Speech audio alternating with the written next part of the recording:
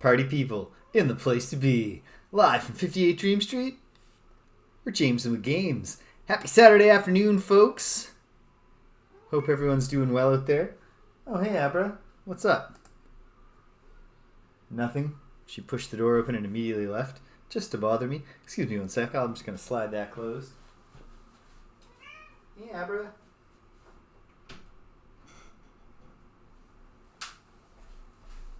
I don't have the heart to latch it. So what are the odds that she doesn't almost immediately push it back open? Very, very, very low. But what can you do? Here we are. All right. Saturday afternoon. Couldn't do the morning time slot I've been using. Yeah. Hello, Cedric. She did not waste any time. She did not. And we're nowhere near any kind of meal time or anything. Ah, well. What a sweetheart. Now she's just out there yelling at anybody in particular. Danielle is home. She has someone who will pay attention to her. Yeah, so I couldn't do the morning time slot because it was not my nephew's birthday, but his birthday party. My sister swore off during this event. She said, I'm never trying to actually do this. British. I'm never trying to actually do this in the summer again when his birthday is. She said she had to change the time of the party 3 times. Just to ensure a critical mass of Charlie's friends would all be in town and able to come. So I went over to that, gave him his gift, and then, we didn't stay long. It was a child's birthday party. Not a lot for us to contribute. They're too, he's only 5, so they're not yet, gung-ho for intensely organized, structured activities. When they get to that age, I can basically run the party. And all the real adults can chill out while I'm playing games with the kids. But yeah. So, here we are. It is episode 4 of our Inscryption blind playthrough. I'm going to fire the game up right now.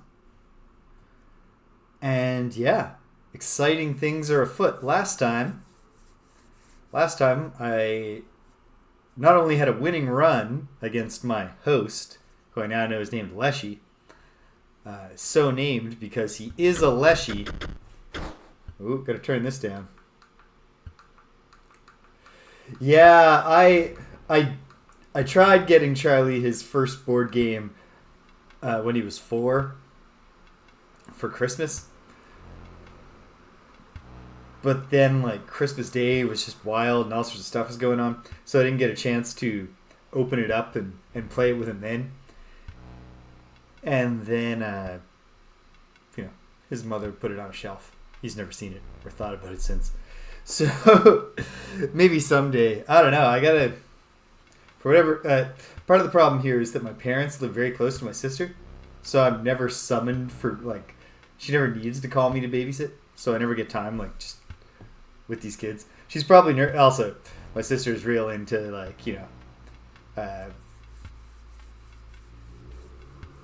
carefully managing the children's cognitive development. So video games are verboten so far. So that's probably another reason why she's not ever calling me to be like, hey, can we dump the boys off at your place while we go out on a date night? She knows that I'd show him what Mario is and it'd be all over for her. But yeah, so I beat Leshy, which is cool. So named because he's a Leshy. I was very shortly after that reminded that I was also having a frustrating time with the Leshy. I'm pretty close, but then just with the parental obstacle in between. So I see them a fair bit, but it always tends to be at larger things, larger gatherings. My buddy Rich brought his boy. He brought Ethan over to play his first video game on Monday this week. It was awesome. If I ever get to do this with my nephews, it's going to be great.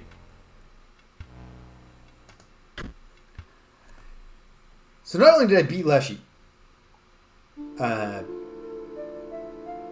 then I got his picture, and then some stuff went down. So you see, this does not look like the game used to look. We are in the... Is this a game within the game, or would you say that the original game is the game within the game? No, I think this is the game within the game. But the idea, so far as I can tell, there's a found footage framing device here featuring the Lucky Carter, the guy whose voice at the very start when you fire up the game goes, okay, let's see what this is, or something like that. Suffice to say, in the universe of the game, Inscryption was a very limited run card game from decades ago that only hardcore people like this YouTuber, the Lucky Carter, remember. And he discovers while doing an opening of some card packs that he got his hands on, one that had already been opened and resealed. It's got coordinates on it, kind of like a clue in the Inscryption game. And he follows them to the geo-coordinates and he digs up a thing. It's got a disc in it, a floppy disk, which installs the Inscryption game, which is what this is, this shift to pixel art style. In the Inscryption game, we have roughly the same card game, but not exactly. And instead of just the animals of the forest and a few assorted horrors, we have 4 different decks, kind of more traditional deck builder style. Cards representing 4 houses or fields or families, whatever you want to call them. And one of them, that's this cabin, is Leshy. 3 of them are other characters. The wolf. No, this guy, I can't remember what he was, but he's got a university. He's like the scholar. The necromancer lady, Grimora, and some robot over here. And from what I can tell of the meta plot here, the robot is trying to utilize the old data, some eldritch code that got into the Inscryption game, to escape into the real world. But if we think about how this all started, Leshy's going to put one over on him at the last minute, and Leshy is going to be the one who escapes into the real world, I think. Meanwhile, the robot, as we'll see, is probably our stout friend from Act 1, and the one-eyed wolf who helpfully told me where to find the camera and that kind of thing, or what to do with it, that sort of deal, was this university guy. So I guess Grimora's the stink bug. Something like that. I don't know. That's fair. Yeah, if you somehow got some just like, you've built your game, but somehow at the core of it, it's reliant on just some old legacy data that you don't understand that came from some weird floppy disk, that is scary in its own right, because what if you have to release a patch? What if you have to make some changes here? You don't know what the hell's going on. So anyway, I've beaten 3 of the worlds. I saved the robot for last. And so we're going to see if I can beat that now. And I bet I can. And then we're going to find out what crazy thing's coming next. Challenge me? Let's see your deck.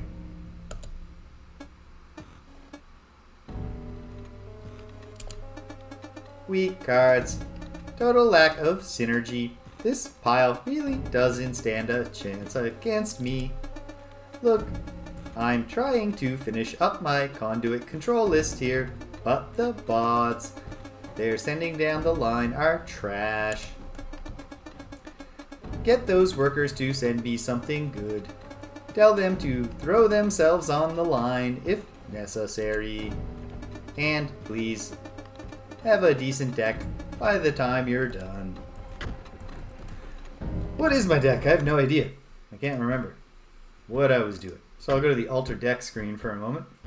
Looks like I'm trying a gemstone-based wizard deck.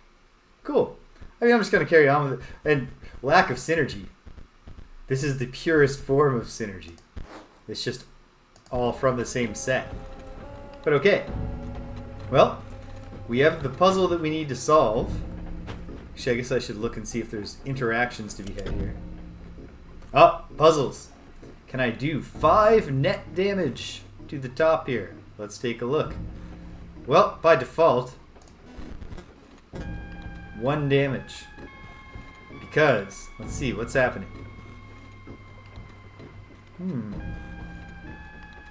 This is just destroying this without damaging it. So no damage from this guy. This thing's not even attacking. No damage from it. This one is doing 2 damage to this, which is just destroying it. So maybe that's where the 1 spillover damage comes from, and this is just destroying this. So if I go like this, it should go up to 2. 3. What am I missing? Oh, this is flying. So it's attacking over this. So there was no spillover damage. Right, spillover damage is only for on-deck cards. Okay. So we're already up to 3. Can the battery do anything for me? I don't think so. It's over there. These can't be adjusted, so they're just kind of... Are they even involved in the puzzle? With this isn't going to make it better. Makes it worse. Ah! Because this thing gets 2 attacks, but it's wasting one of its attacks destroying this battery. What if the answer involves the conduit rules that I'm not fully aware of? That gets me up to 4, so the +1s are working there. But then if I do this, they're not working. Oh. So this and this. Oh, this one should give a +1 to this, which should make its attacks 2. Oh, this is going to be just 4 again, isn't it? No? It's 5 for some reason. Well, I don't quite know why I solved the puzzle, but I mostly know, so I'm calling that a victory, not brute force. That was an intellectual triumph. The lock cracked open. A drawer emerged from within the device. It contained 2 card packs. Very nice. A techno card pack. Got a rare, the Mox module, but I've seen all these cards by now.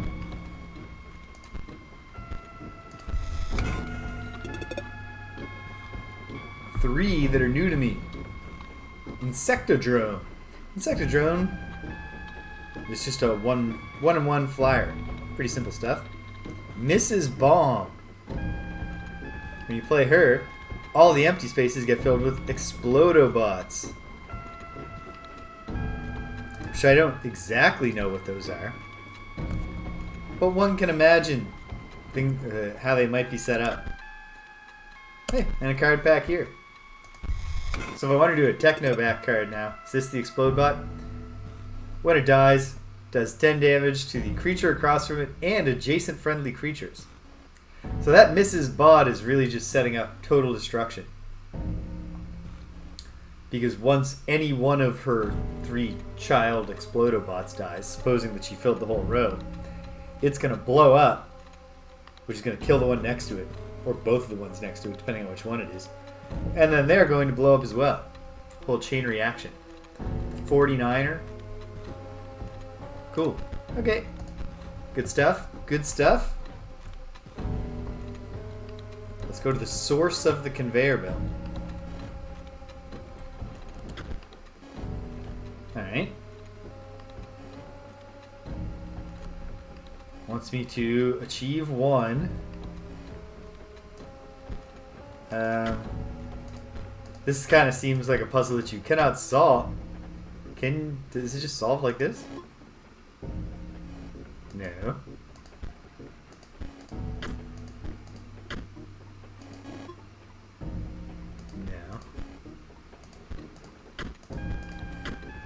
No. Okay. Because there's got to be something in between them to get the benefit.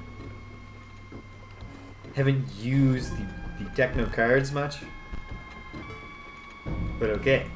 So that turns on this light, which probably has something to do with helping the robot over there do a better job.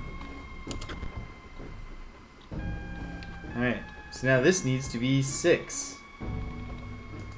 Can these be adjusted? They can't. So hold on. If I just put +1s on either side, do they both become 3s? Yeah. That was intuitive.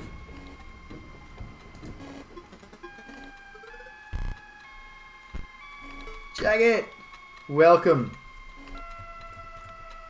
My next go as the Avatar is a little bit further off in the future, since I realized this week that I have been a dead man walking in Quest for Glory Shadows of Darkness since practically the start of my playthrough.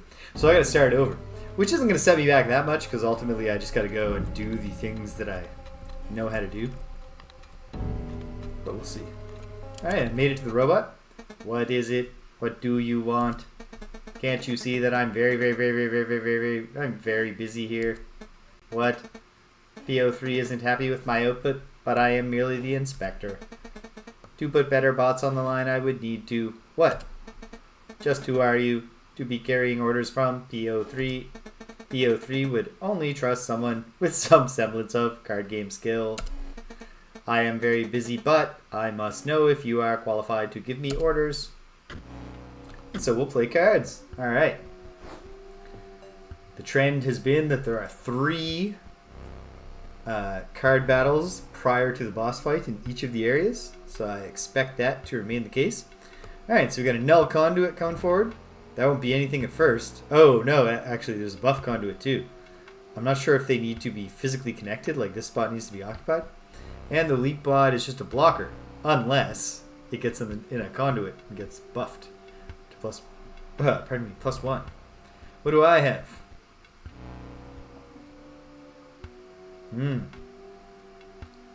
Okay.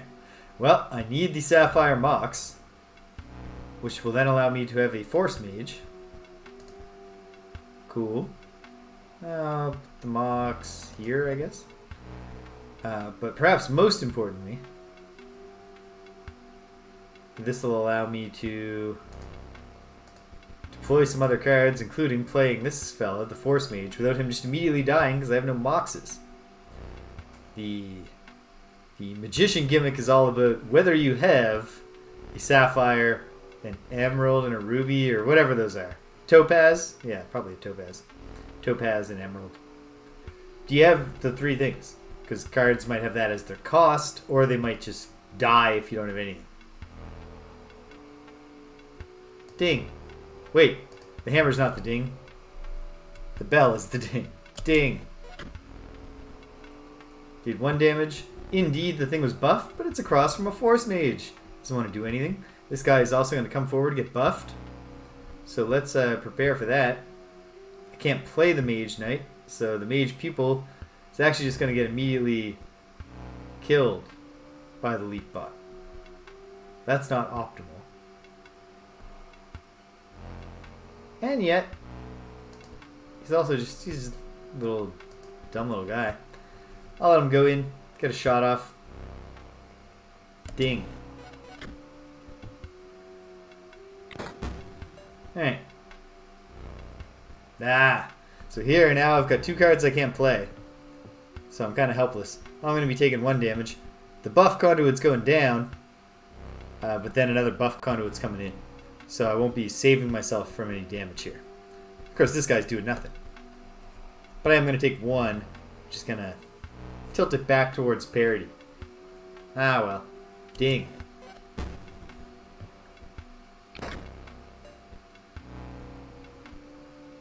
Nope. Can't play any cards. We're working on the buff conduit again. Unfortunately, by the time it's defeated, we'll be back to perfectly balanced scale.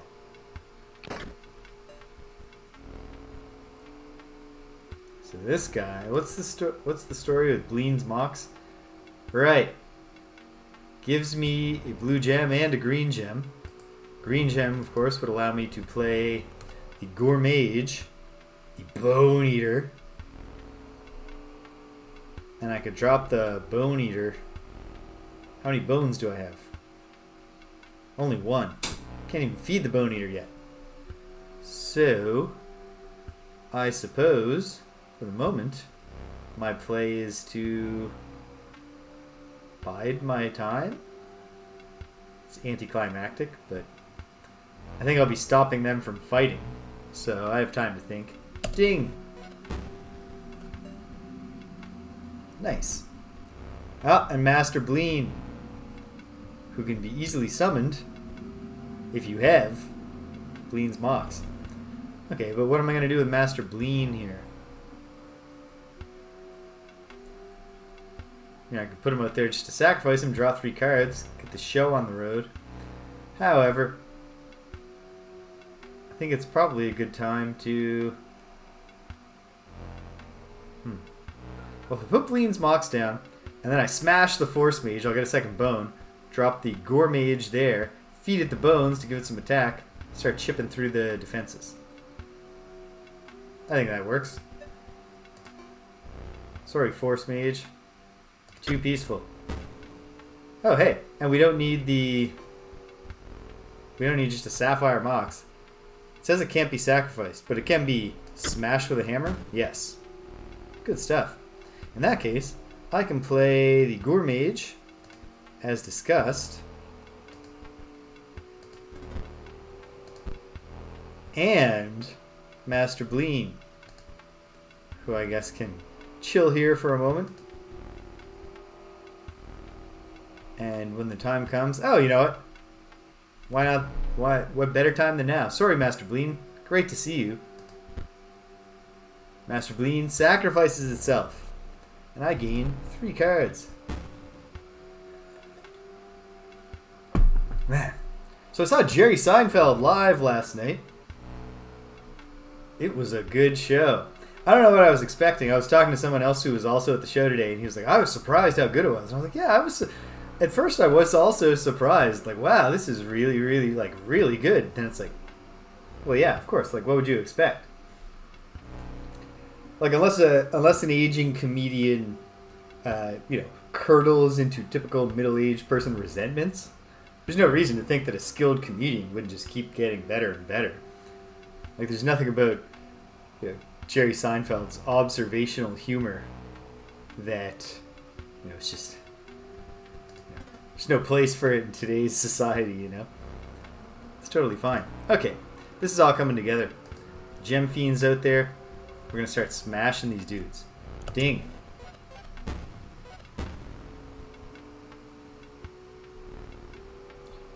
And yeah, there's nothing left to do. This is all over but the crying. Just 2 more rounds. With loads of overkill. Because we're going to put out 5 damage here. WaffleSyrup! Welcome! Welcome! Ding.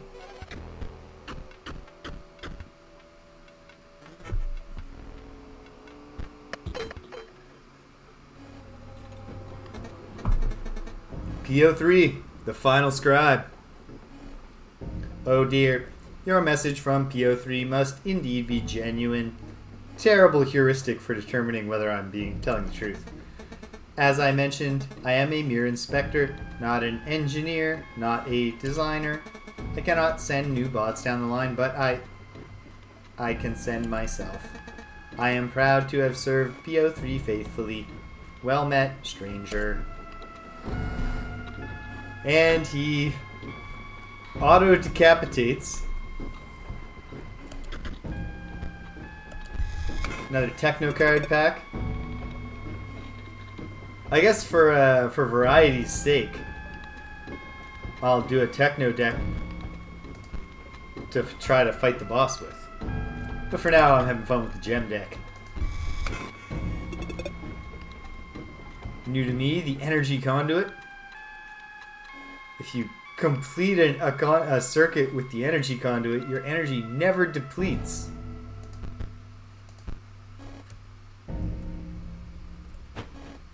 They do seem like fun.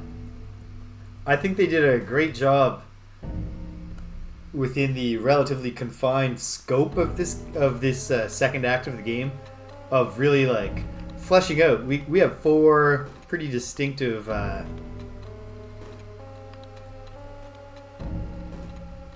sets. Reminds me of Ascension, which I haven't played in a while. Alright, we have 2 out of 4 right now. So...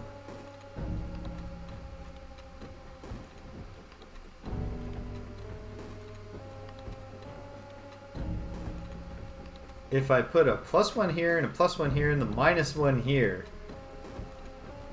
does that just wind up adding net 1 to each of them? It sure does.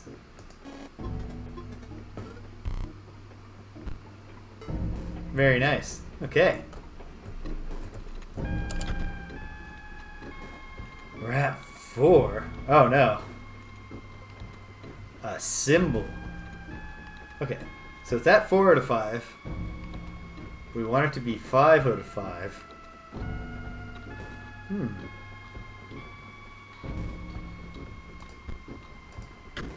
Is it a bit too simple? Yeah, okay. There's nothing you need to... this puzzle's just all red herrings. What? Oh, you need to use them all. Never mind.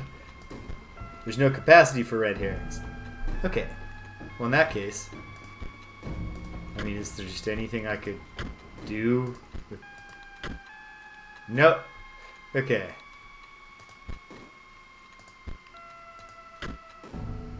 Gets me to 4. And then does this just break the... Okay. So that's like a circuit breaker. Okay. In that event, can it be also simple? Yep. Success. All right.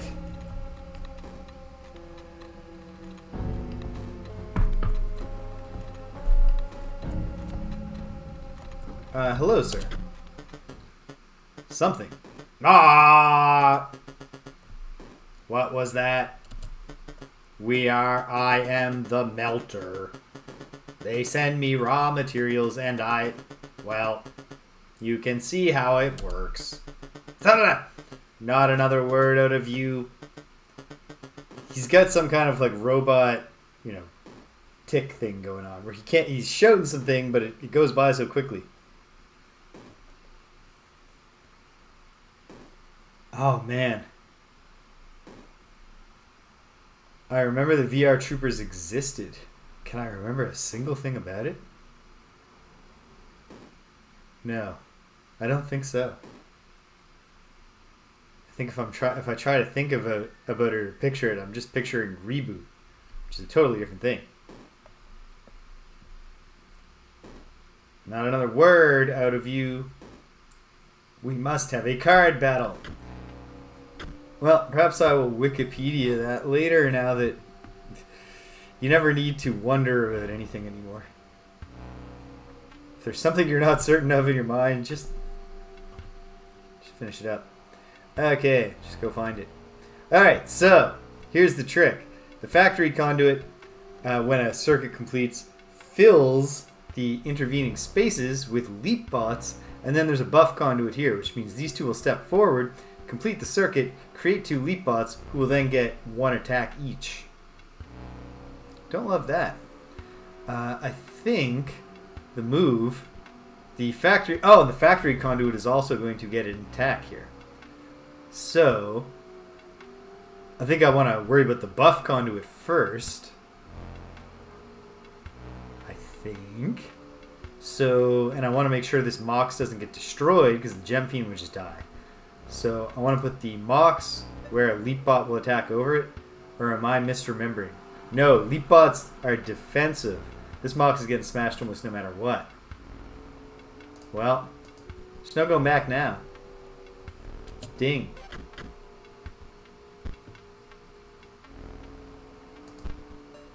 Leap Bots constructed. Oh, they don't get to act on their birthday turn.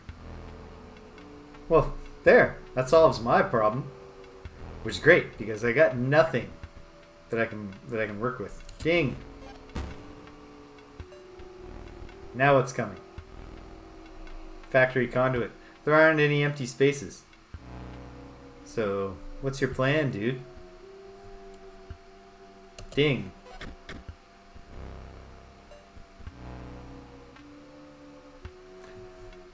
Well, it's all over but the repetitive tapping of the bell. Ding.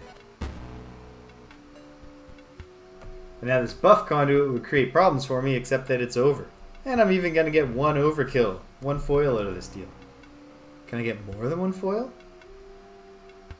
No. Ding. It's over.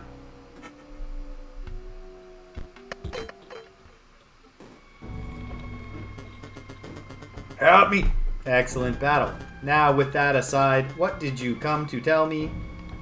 You're doing a bad job. PO3 wishes for better bots for his scanner.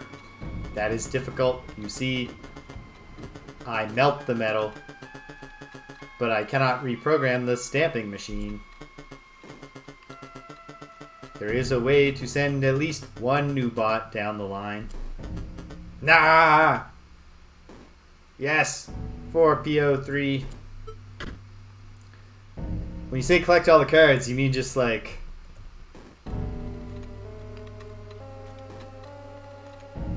Oh yeah, we just have to go to all the shops, right? And just get them all? I suppose I might as well. Might as well be completionist. We're starting at -5. Yikes. So, I think the heart of the plan here is to cover the -2s. It's not enough on its own, though. If I put that there, now it's 5 out of 3. That's too much, of course.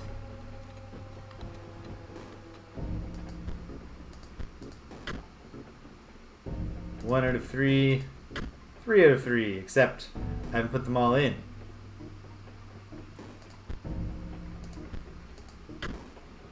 Three out of 3. Drop this here. Fixed. Alright. Excellent stuff. Yeah, I think I did see the catalog of cards. Can you jog my memory where I saw it?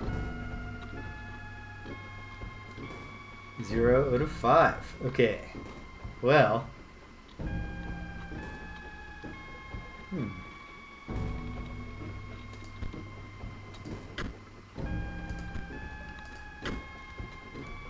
There's 3 out of 5. There's 6 out of 5. And there's 5 out of 5. Alright, well, it's somewhere. I'll work it out. I assume that there is a, at least go back to the center hub. It doesn't just end the act. I mean, I guess don't tell me, don't spoil me, but I assume that we're not just going to see the end of this act once I beat the robot boss.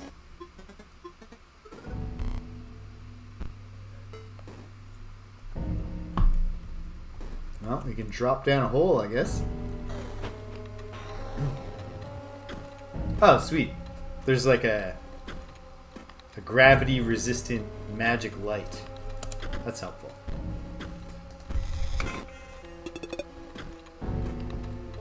Another Mrs. Bomb. Got the elk. Got the salmon. Leap bot. Sentry drone. You know what? I'm going to build my robot deck once I've opened one more of these packs. New to me, the Shutterbug. When Shutterbug damages another creature, that creature perishes. Yeah. Also, yeah, what is this other thing? When a creature moves into space opposing Shutterbug, they take damage right away. Not bad. Got some 49ers. Vaguely reminiscent in their appearance of a Mega Man enemy whose name has escaped from me. But one of the, probably the most iconic of the regular Mega Man enemies. The dudes that are just like a helmet. And then they poke their helmet up and they shoot in a 3-shot spread pattern, at least in their default form. Alright, let's alter this deck. Trash it all. And now... Oh, that's the... No, this is the robot stuff. So, okay, I get it. Mox module. If I want to do a techno sorcery build, you can do that. Curve hopper. It's just a tough robot. Might as well bring that. Energy conduit. I can easily see the value in the energy conduit. Mrs. Bomb does sound like fun, I must admit. Leap bots, obviously useful. A few null conduits couldn't hurt. This Shutterbug seems fun.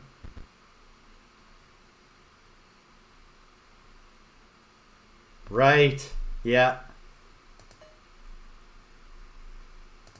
Couple of sentries in there. What else do we have? thick droid. Steel mice.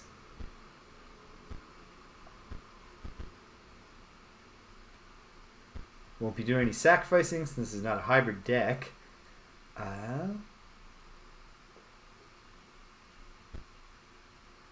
Yeah, a couple of buff conduits. Seem kind of real bread and butter kind of deal. I'm a sucker for the OP hard to play cards. So I'll take a double gunner.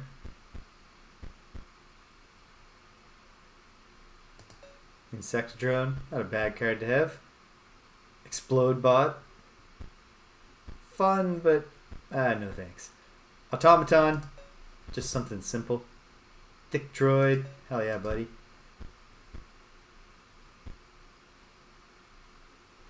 One more double gunner. Sorry, Steambot. I just think the double gunner's cooler than you. It's nothing personal. I just don't think you're cool. Yeah, sure. Okay. Find out how this goes.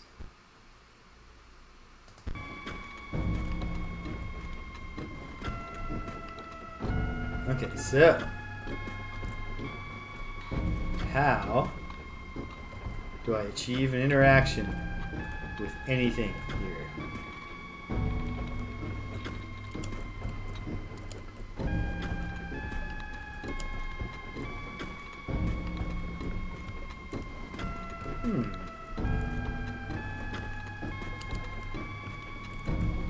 I'm not sure.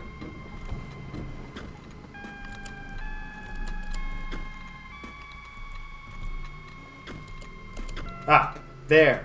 There's no back wall on this little segment where the stamper is. Oi, mate, I know what you're here for. You're asking me to take a dive, but I can't accommodate ya, mate. Got special orders in it. Looking to dredge something special.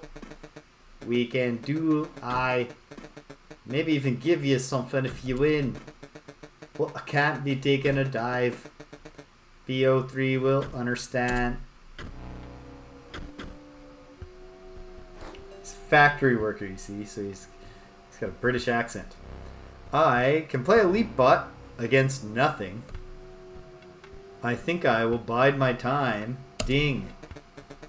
Know what, mate? Can't take me eyes off me work here. I'll give you this one. Here, take your back. Alright, got some cards, nothing new to me. Kneel off with you. I need to concentrate. Oi! Is that payout 3 is going to reward me big for this one. What? Okay. A little anticlimactic, but wait, did that guy just explode when I left? No. Wait, something. Oh. Okay. He's sending the zany black cube down the conveyor belt.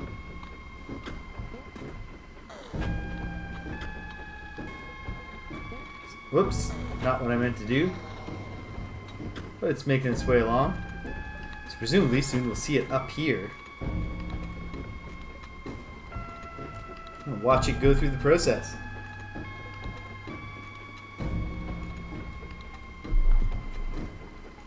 Didn't really get to try out my new Techno deck on account of that fight being just a gimmick. Is the black cube not coming?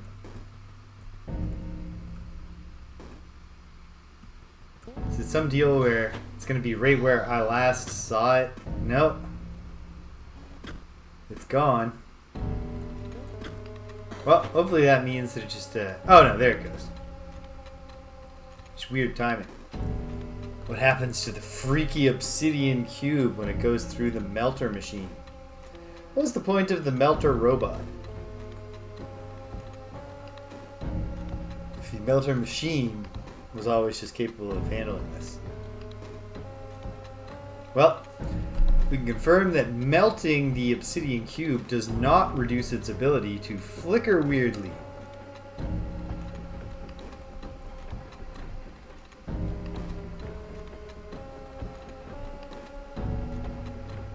It's obviously showing us various things. Symbols from the game. I saw the grad student, the melted one in there somewhere.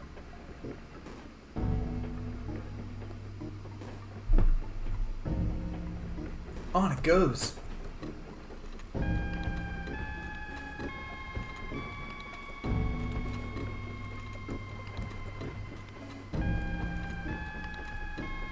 Ooh.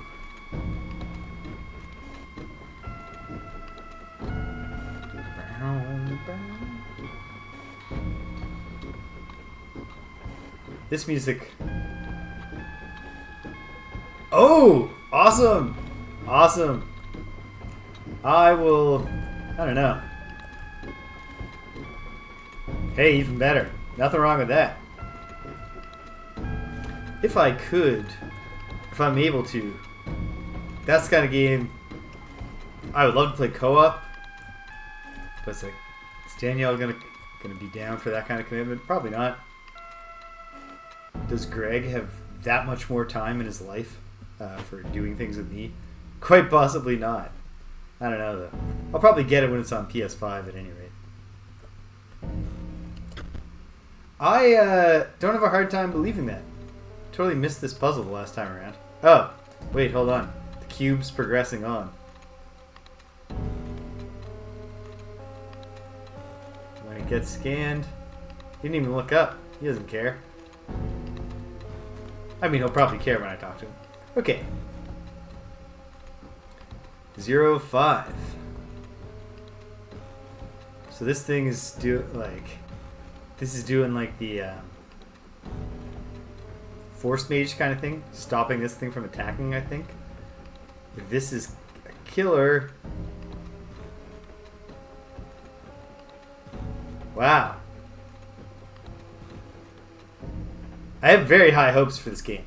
I'm obviously not super familiar with Baldur's Gate. Played it a tiny bit. I'm going to play it in the medium future, right here at 58 Dream Street. But I am a big fan of the Divinity Original Sin games. It's the summer. You're allowed to make a game your full-time job in the summer. So I think this would result in 0 net damage. Yeah. Even if I took these attacks away, would it still be 0? Yeah. Whereas if I claim the attacks, it's 2. It's 1. Why is it 1? I don't know. Oh yeah, I didn't think it would be... Definitely wasn't super intimidated. Like, I've heard it's quite difficult, which is good for me. Enjoy tactical challenges, but which is a notable thing to have accomplished with the D&D 5th edition rules, which are not really crafted around overwhelming the player with challenge. Only 1.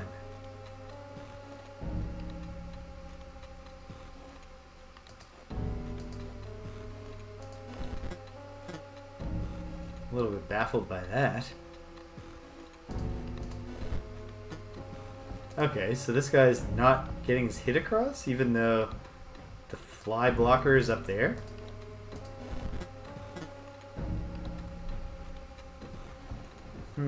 Oh, this thing is dying from this retaliate, and then I'm taking 1 damage. And when this thing dies, it explodes. That's what that symbol is, which means it's killing this thing.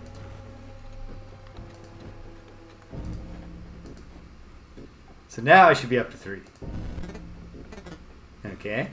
But this isn't going to change anything because this thing is like a force mage. Yep. So. Oh. I get it, I think. I need thing to explode. Except when this explodes, it's going to explode on us, isn't it? Or does it blow back? Yeah, okay.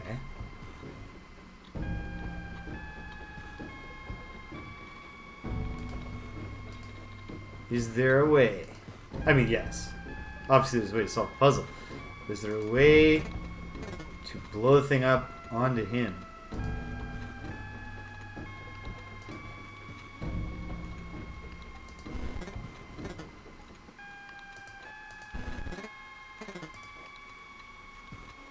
There's a blow up, but what? Okay. Well, no, this would, because the explosion will happen after.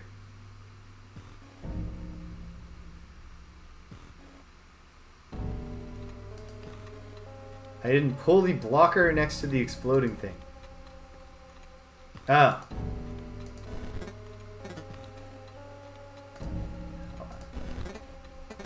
Okay. This guy explodes. It's not really getting anything done for me. It's just taking out my guy. Okay.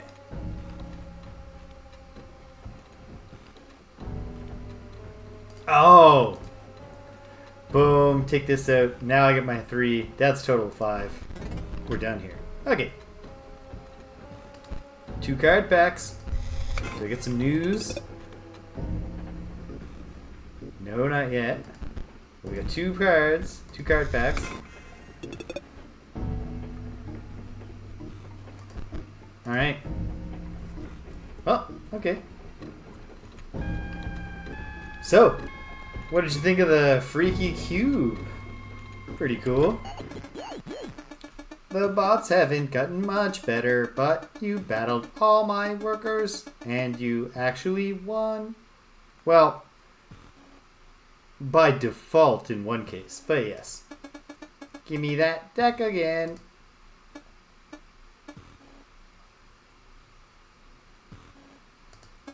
Wow. You beat them with that? Alright. Maybe there are some synergies that I missed. Let's go then. I should have done a normal, not annoying rook. Yeah, my friend, can I call you Stout? It's just kind of weird calling someone PO3. You're about to explain this to me, but I am 100% clear on what the conveyor belt means. At the very least, they ought to test your lane positioning. Okay. So, I can put down a null conduit. I can put down a sentry drone. Oh! Oh! The sentry drone will be well placed indeed.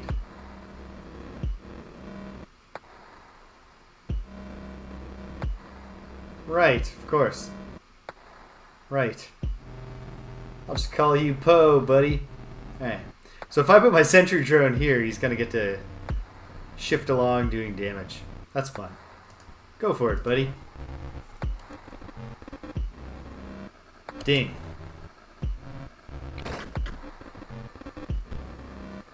Sentry drone takes his free shot. Boom. See how that works. Okay, your turn. Alright. So then, what he's got going on is the insect drone is going to hit me. The meat bot's coming to my side.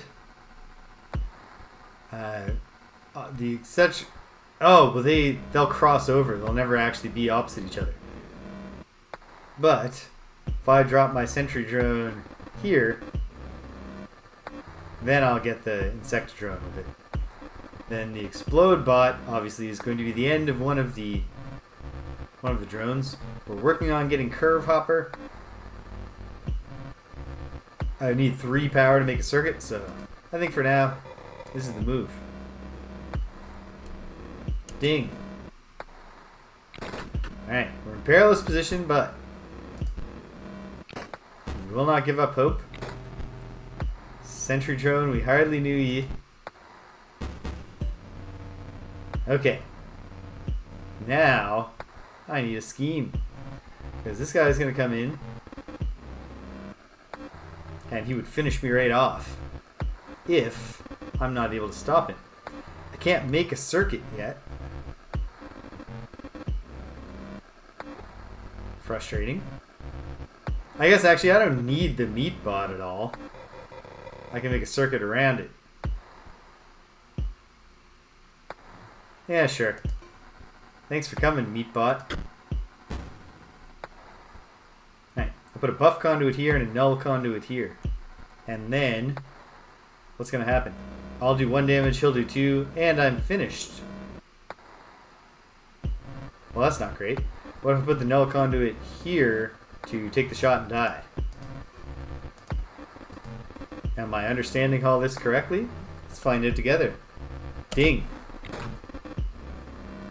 Yes. So there goes my thing, which is unfortunate.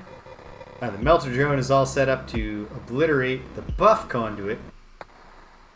At least we can send the curve hopper into play. Or I can put the buff conduit here. He'll be taking my buff conduit, but I will drop his dude. Yeah, I think I've sold myself on that concept.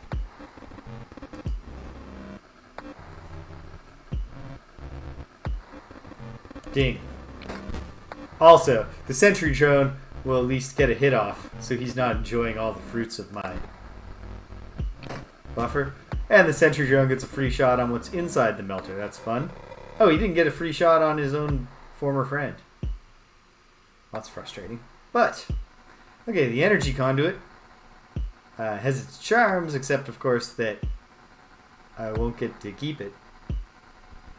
I think the curve hopper is a good way to go for now. Especially because next round I can drop the energy conduit on the other side of it. Or I can play the double gunner. Either way, we're just about done the first round, looks like. Or at least so far it's going well. Oh, so that time the sentry drone got its free shot. Oh, null conduit. There's no reason to do that, I don't think. Okay, the buff conduit would make this, or the energy conduit would combine with the buff conduit to make this a +3, but either way, it's just taking this thing out. Meanwhile, the gunner actually gets 4 damage before immediately being destroyed by an explodobot. I'm going to try... If the overkill damage... Does the spillover damage kill this guy and then he blows up and clears the lane? Let's try that. I'm not sure that'll happen, but it could. Ding.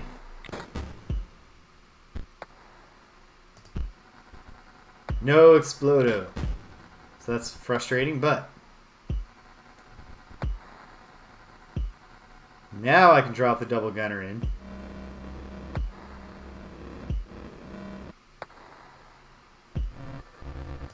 And he will do 4 total damage. And that will not quite win it for us, but we'll be in good condition. Alright, put a double gunner in. Oh, damn it. Across the sentry drone, you fool. Okay, that was stupid, but this is how we learn. This is about to go from going well to the opposite of going well. Got the automaton with the overkill, at least. However, well, at least I've got the explodobot. And I could sacrifice another double gunner. No, I don't think I will do that. I think what I'll do instead... Well, if I put him here, I'm also just sacrificing him.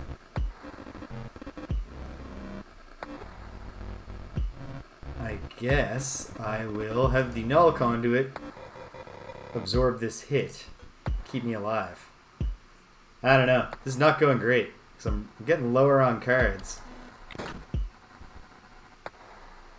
Oh, my exploder drone's gonna explode soon. Okay. Now if I put a double gunner down, he'll take this thing out, but he'll die to the curve hopper.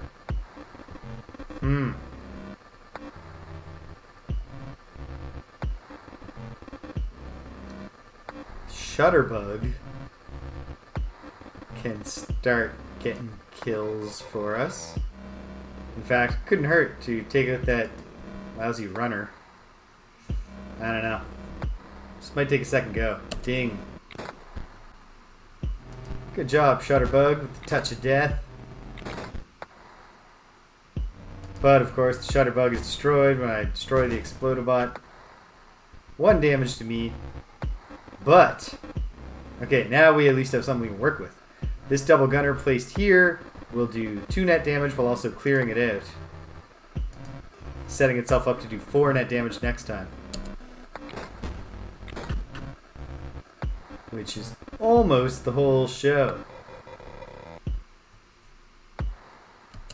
Of course, this was just ultimately a battle of attrition and no other tactics.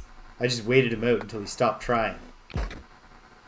Well, I haven't played the oh, of course, I'm never going to get the Gore Mage because I'm not doing that deck anymore. Oh, scanners online. Which card to scan? Just kidding. Obviously, the one with the best stats.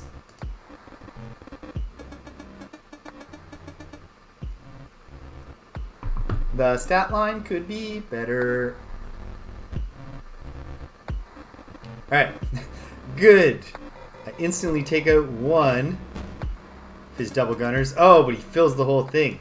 Yikes. Okay. I get one of them back. However, this is catastrophic if I'm not able to do something heroic. Let me just count it up. I will put out 2 net damage versus him giving me 1, 2, 3, 4, 5, 6. So that's 4 in his favor. If I do nothing. But I think I'll do something.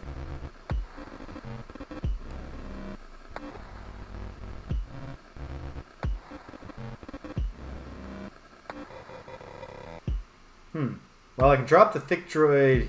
Oh, if I drop him there, he's getting taken out. But I think if I drop him here, he takes this out. But then when they move, he gets zapped and he's finished off.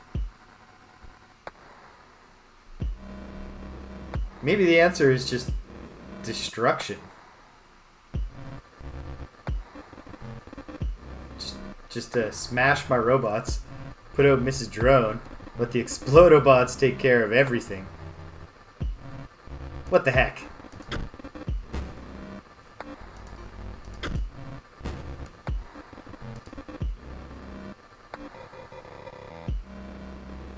Okay.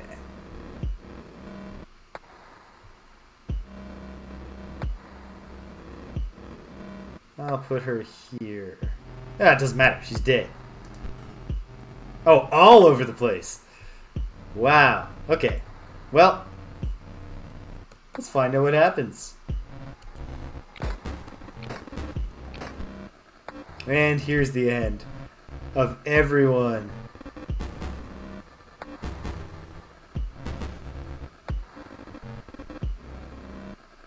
Oh, is that it? Is this a solved problem now? Well, I guess a better bet is an Insectodrone and an Automaton.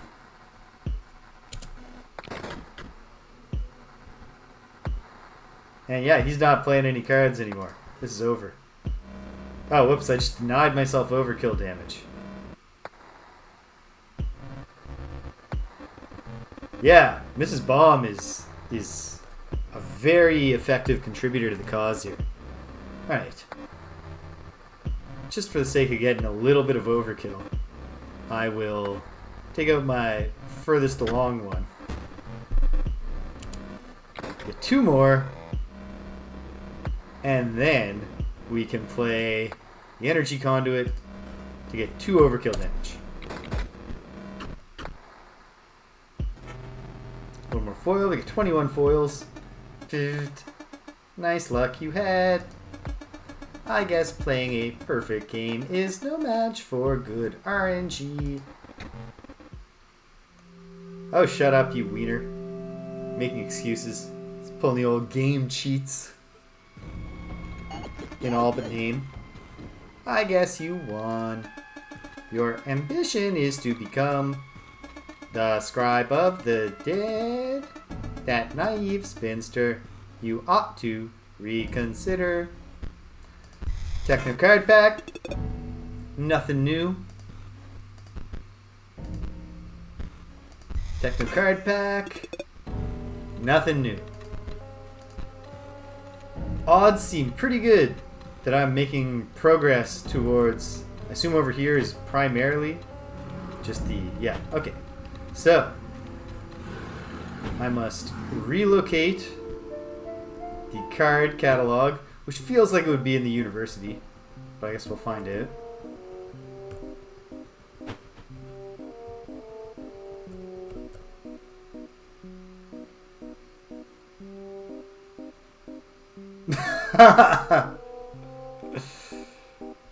That's awesome. Reminds me of a frustrating experience in elementary school chess club. Did I go to the mushroom? I don't believe so. Hold on. Collected cards. I've got some gaps in my leshy.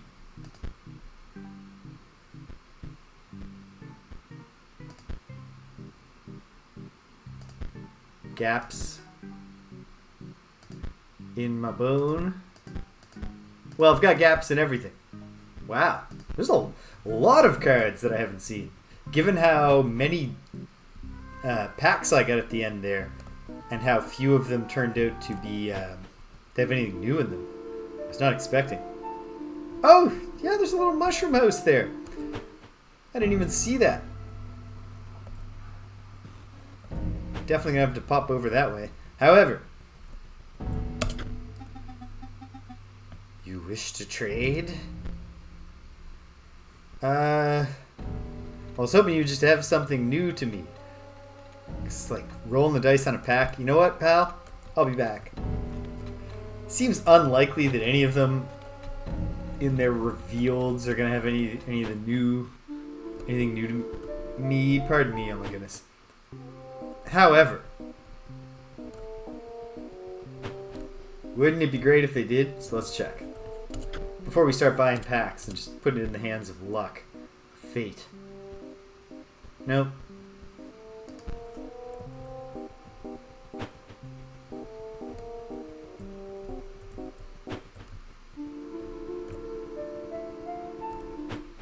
Oh, I guess we're going to the mushroom.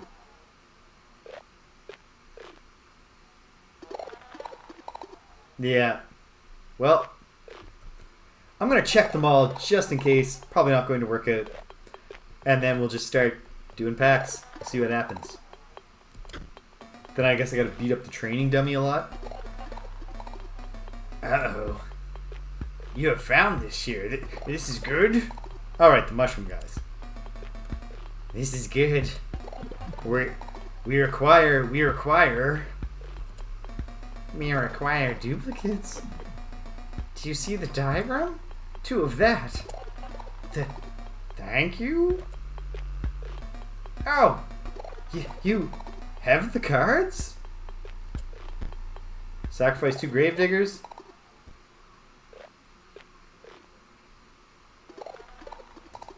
Yeah, sure. This is good. Close your eyes. This will be gruesome. Getting an gravedigger. Double gravedigger. Thank you. Here is your prize. The spore digger.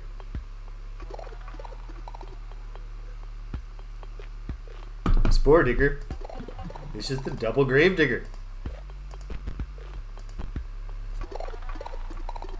Okay, so concern that immediately pops into my mind that I will now verify before proceeding to first waste all my foils on cards and then go start beating up the training dummy.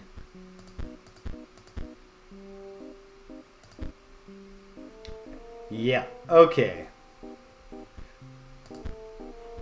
So a fair number of the gaps in my catalog are going to be solved by allowing the mushroom boys to make hybrids. Hybrid horrors. So you know what? Sure. Do I see it? Yes, I do.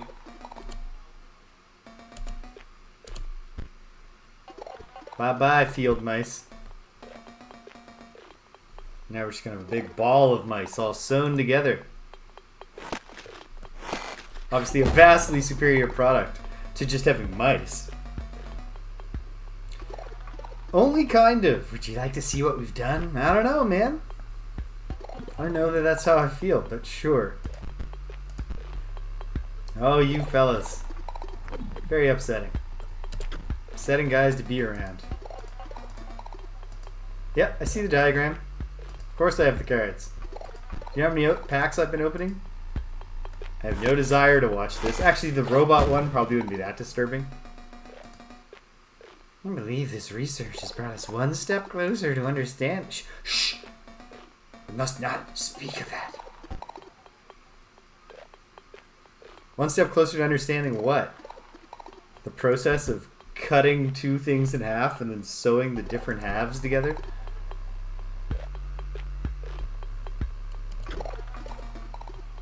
Our experiments must continue. Two are the same. Oh, you have the cards? Yeah, 2 blue mages. I'm done doing gem decks anyway. Kill them. This is good. Close your eyes.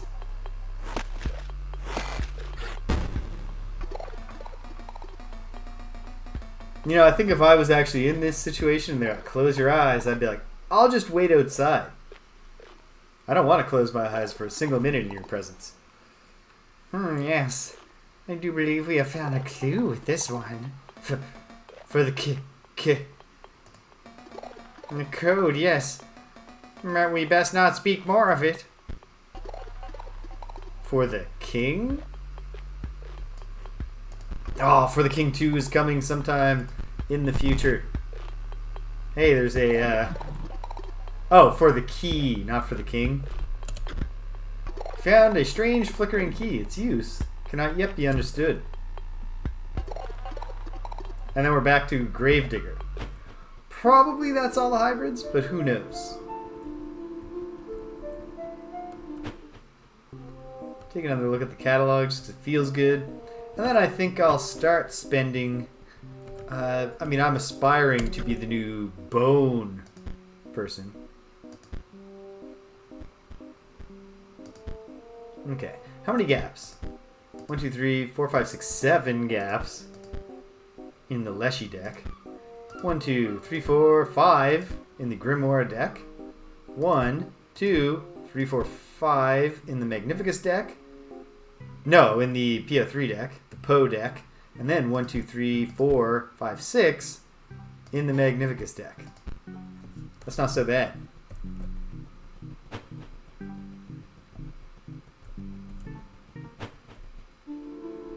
Not so bad at all. Okay.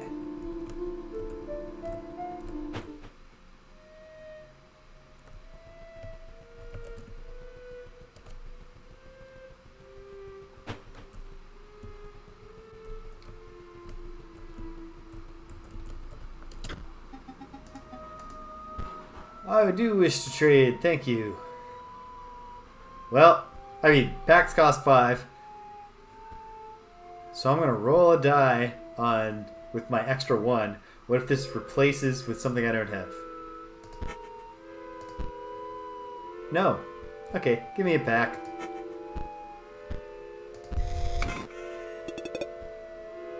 Something new! Skelemagus. After attacking, the Skelemagus perishes. Also, if you got no Mox cards, he perishes too. Jeez. So he's just there to do one big hit of 4. Another bone heap. Very cool. Well, keep the luck rolling. Let it ride. Hey! The Tomb Robber. Pay 1 bone to create a skeleton in your hand. That's pretty sweet.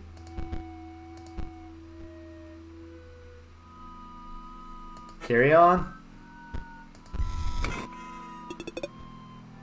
Something new.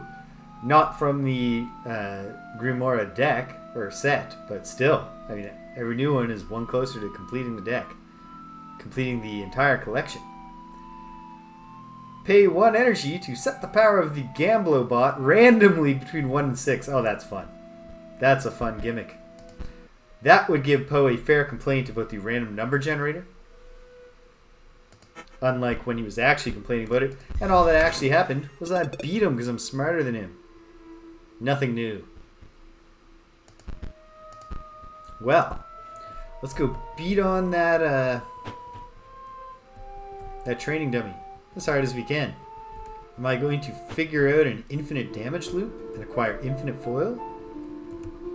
Probably not. Maybe. Who knows? It's not like I'm not capable of figuring out a loop. And yet. Not at all confident I will. I suppose time will tell. Hey, dummy. Don't have cards in my deck. Oh! Oh, yes. I see what I've done. I have sent 2 of my things to their doom. Well. Sentry Spore is cool. But I don't think it's gotta try Gamblobot. That's not going to do an infinite loop of any kind.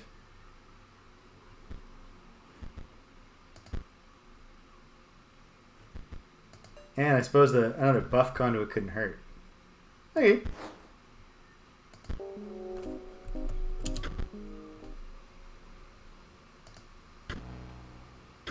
Right, I didn't think about the fact that there's lots of things that will enable me also to, smash a card up, do something, let's see, draw. Well, hey, we can get pretty quickly to infinite something. Or I can just blow the whole thing up.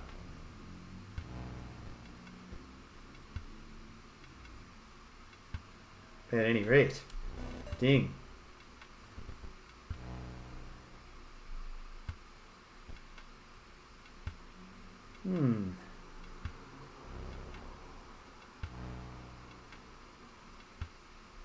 Well, there's a ding for now. Okay. For now, ding. Storing up energy. Put a buff conduit down.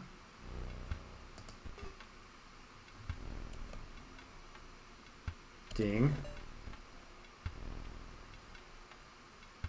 Alright, this will be a good start. Can't summon him yet.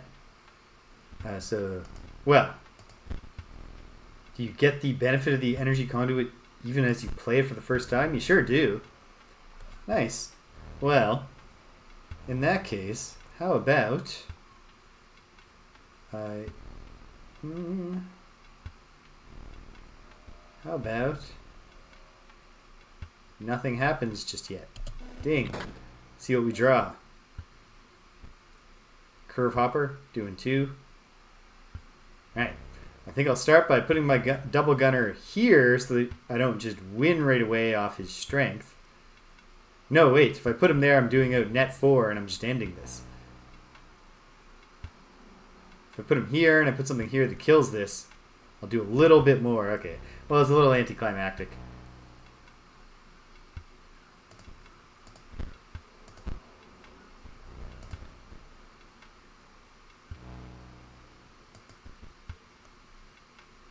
However, there'll be some overkill. Try again next time. Do better. Oh, wait, no, because that's a force mage. I just tied it. Oh, come on. Alright. Focus. Remember the gimmicks you are up against. The thick droid, buff conduit, null conduit. Ding. Suppose if I'm doing this, having all of these null conduits and stuff is not indicated. It's not an obvious part of the plan. I want one of my double gunners.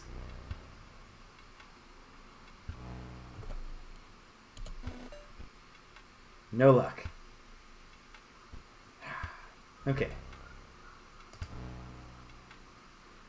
Well. Buff conduit. Null conduit. Can't put the curve hopper down yet. Ding for a moment.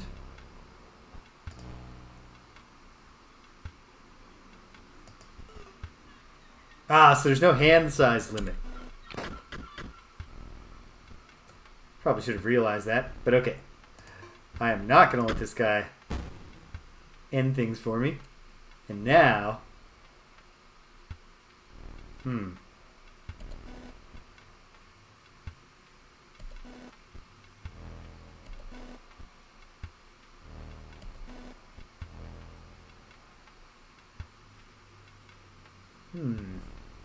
Ooh. With the energy conduit. But anyway, for now I'm just gonna keep things simple. I'll put this buff conduit down here. And then when the time comes, I'll drop the double gunner here. And he'll do more than absolutely nothing.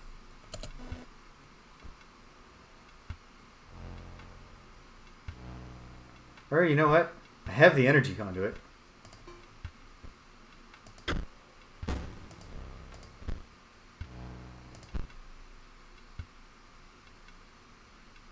And with infinite energy, I could guarantee this guy gets to 6, which would be 7. See, it's the best kind of gambling. What?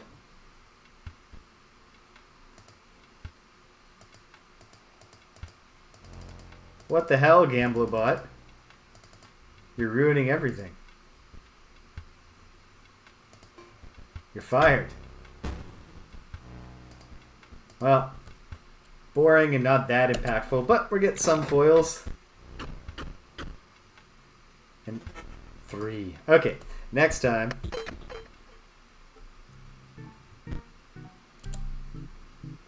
I will just get to 6 energy in a full hand. Or at least a position that I want to be in. If I could use the double gunner from here to take out the Force Mage. And in fact, obviously should.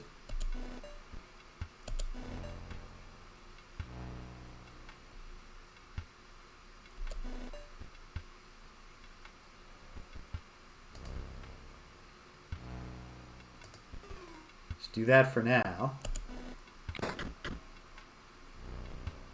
Oh no. It's not about being in front of the Force Mage. No one will ever attack the Force Mage.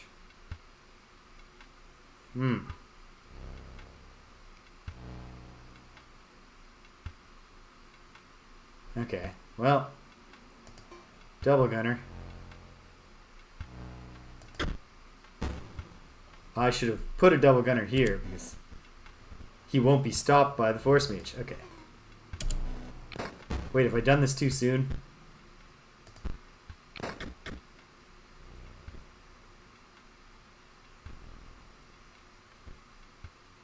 Okay. Well, it's time for action, so...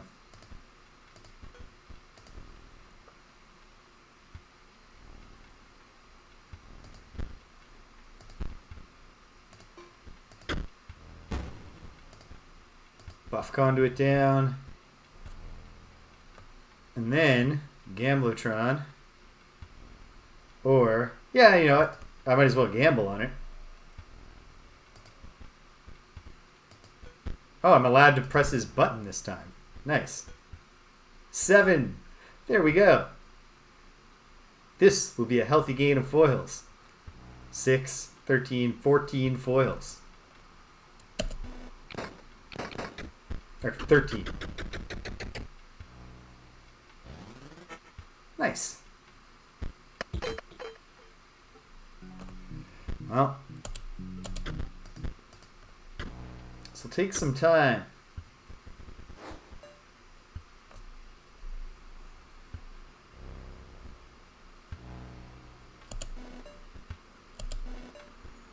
Skipping turns, skipping turns, skipping turns. Skipping turns.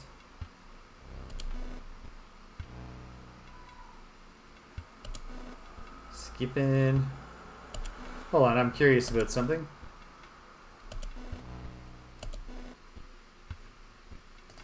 I want to learn right now. Okay. I put the bombs all over the place. Oh yeah, of course, because it puts the bombs on the other side. This will clear the whole thing. Ding.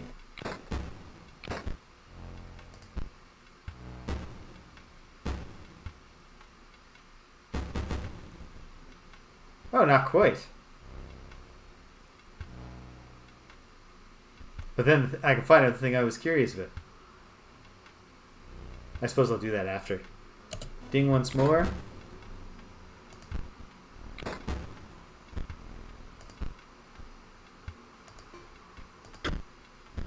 Good.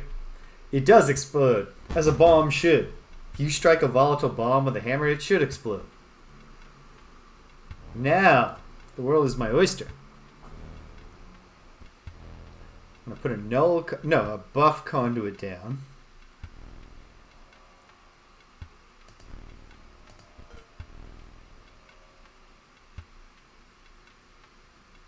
Ding. Energy conduit. Ding. And then that would make each of these guys do 6 damage, which is not as much as Gambler can do.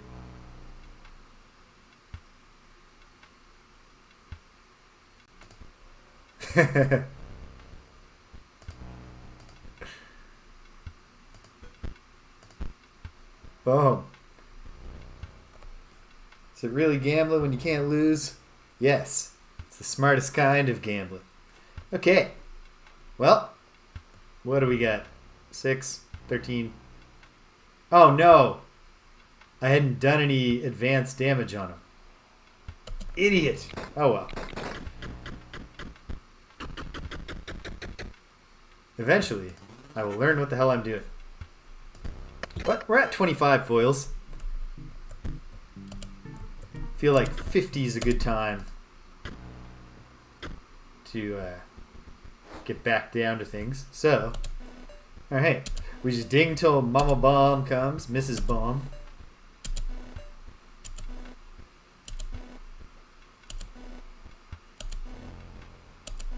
Which she will in time.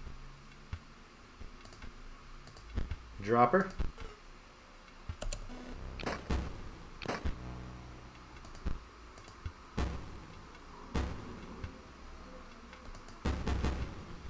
It probably is. The trick is that I would need to have figured out how to do it.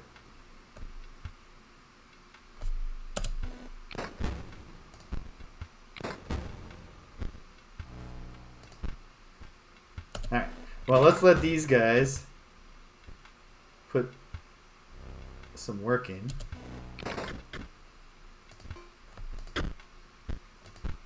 Blow them up. Give me a hint, not the recipe. It's entirely possible that I will still just wind up slugging it out.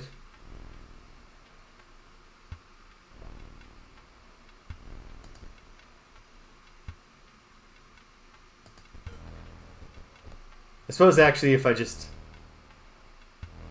Only missing 1 card. Okay. I'll ask for one more hint. Just because had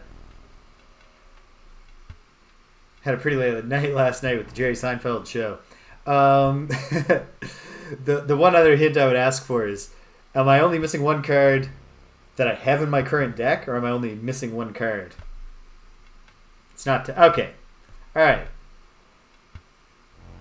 Oh, of course. Yep. I get it. I get it.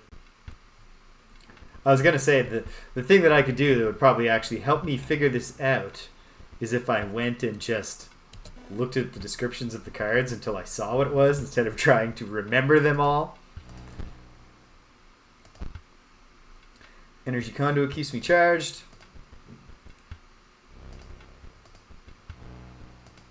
Boop. Come on, Gambler. Come on, buddy. Oh, come on. There we go. Alright. Well, this is good for now. For this one. Delicious. So much foil. Alright. Yeah, I think I remember what I'm looking for here. Not Master Bleed. Yeah. Okay. Come along, Stim Mage. In place of a leap bot that I do not need.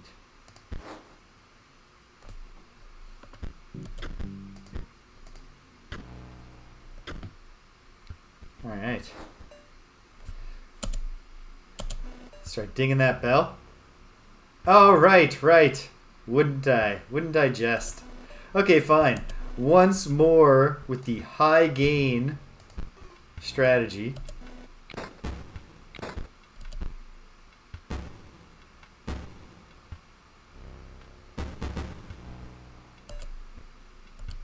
I was even thinking in my mind as I went to get it, make sure you also have the cost. But what good does thinking something in your mind ever really do? Alright.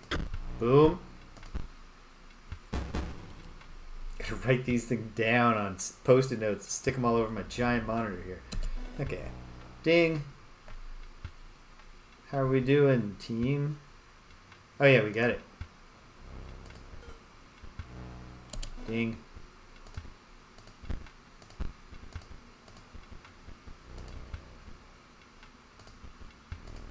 Boop. What? That was not what I was pressing space for. Oh, you jerk. Well, I suppose it's not that important. I was just trying to advance the dialogue box. Wasn't saying I was ready. Okay. Alter this deck once more.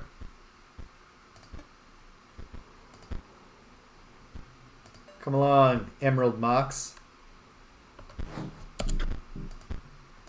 Okay.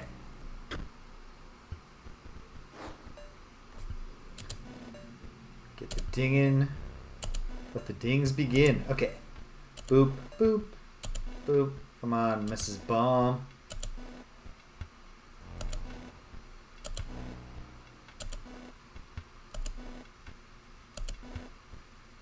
Oh, come on, Mrs. Bomb.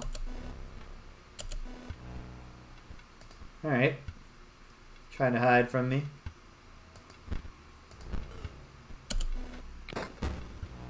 Kablooey. Stupid Force Mage goes down. Not so tough now, is he? Mode of cards. Starvation sets in.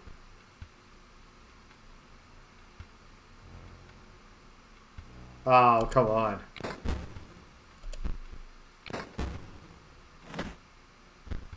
We should still be okay. Oh no, maybe not. Well, this is a... Hey. Now I get to learn about the existence of the starvation mechanic. Okay.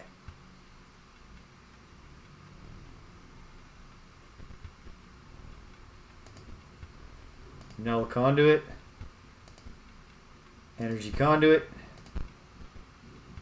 Emerald Mox. The Stim Mage. All he wants is Stimmy.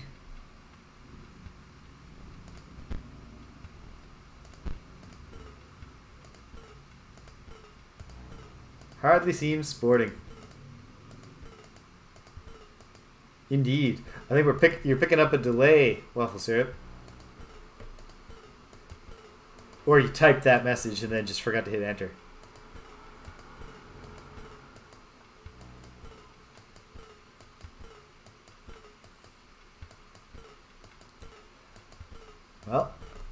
Interested to see if this caps out at 99.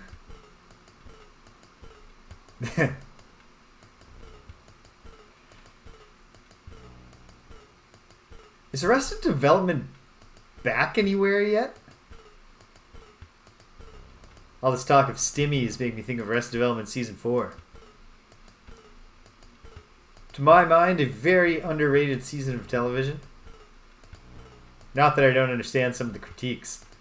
Like, there was absolutely no need for an Arrested Development episode to ever be longer than 30 minutes long.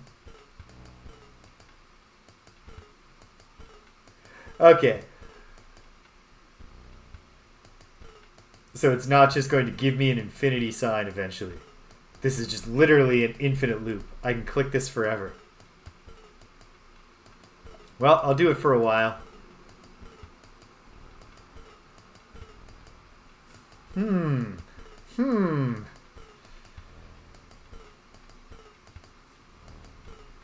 What could it be?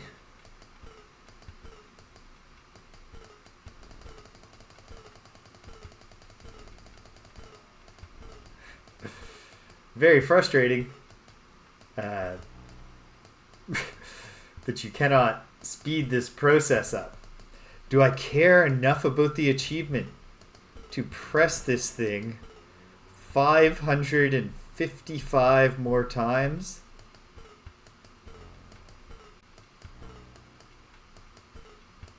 No. I don't. I don't know if I care about anything that much. Yeah, like the old Ultima Online days. Just set up a macro, just leave for a while. I know I've told this story several times before on this stream. Oh, good God. Yeah, we can't, I can't go to the Mark of the Beast. It's too much. My greatest Ultima Online achievement, because I did not have very many achievements in that game, playing it on both a PC that had the required but not the recommended specs and on a dial-up modem. Because my parents were determinedly always just behind. If we were going to buy a computer, it had to suck compared to whatever was contemporary. And it, we couldn't get the high-speed internet right away because I don't know. So my one big achievement was I was in a town playing my tailor character, because what people often did in Ultima Online is they made a character who was like a professional who would then grind up a bunch of money and then leave it somewhere so their character who was supposed to be a fighter could start out by buying a bunch of good gear. So I was like dyeing wool or something, and then I noticed that there was a player who had set himself up in one of the towns by a river and was obviously running a fishing macro and had left. Because that was another thing people did. It was boring to actually do the jobs. So you made your professional character and you set up a mouse and keyboard macro to keep them doing the task. Then you left and you came back much, much later. Then you sold all these hundreds and thousands of fish that you caught or whatever. So he left his dude in town. And if you know Ultima Online, you know that when you're within the city limits, if anything violent happens and there's any NPC on the screen, that NPC says, "Oh my heavens, guards!" And then the guards instantly kill the violators. Likewise, if any player character says the word guards in a sentence while there is an act of violence happening within the town limits. Yeah, no. Even, like, I was telling the story and then I looked and I was like, hey, we're getting up there. No, I can't. I can't do it. Maybe I'll wind up doing it, but I don't feel like I can. So, he had positioned his character so that, for whatever reason, maybe there was a gameplay reason I'm not remembering, or maybe this was just a bad choice by this guy. He positioned his character in a spot in the town that just happened to have, you could stand right next to him and there'd be no NPCs on screen. So my tailor took his little default knife, and it took a very long time because this was a tailor, like a very starting character tailor with no fighting skill. But with no fighting skill at all, I just stood next to this fisherman and I just cut him and cut him and cut him and cut him and cut him until he was finally dead without any guards being called. Whenever I would be like, oh, here's a deep cut reference. Be like the characters in Urban Champion the NES fighting game classic, who are brawling in the street, and every now and then in the game, a cop car drives by, and they both you have to stop fighting. If you keep fighting when the cop car comes by, you get arrested, you lose. But what you're trying to do, it's only 300 more clicks, dude. All right, fine. This is the least cool thing that I've ever done in my life, but I guess I'm in it now.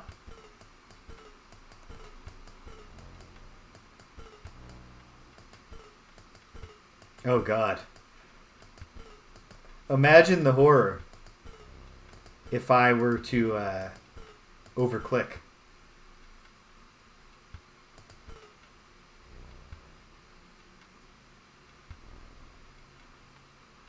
Oh. Dreadful. I guess I could smash the energy conduit if I only overclick by 1. Imagine that I'm assuming that the very specific amount of damage is 666, the mark of the beast. What if it's like, you know, some number that's some nerd reference I don't get? I don't know. So anyway, I brought up the whole urban champion thing to say that my dude's there stabbing this dude, and then whenever a player comes by, I would like walk a few steps away and be like, I'm just here doing nothing. And eventually I got the guy killed, and then with my laggy internet and my character with no strength, so he couldn't possibly hold all of these fish that I got off the guy, I dragged the fish piles from one side of my character to the other and then walked past them and dragged them again. And it was so laggy, and it took forever. But I got them to the shop, and I sold them for a bunch of gold. And I dropped that gold off to my fighting character. And I assume from there, my fighting character bought a bunch of good armor, stepped outside town, got immediately player killed. Dude said, you know, noob or something after I was dead. Took my armor. The end. Not my favorite Ultima game, but not even close. In fact, thus far, of the Ultimas that I have seriously and thoroughly engaged with, by far my least favorite.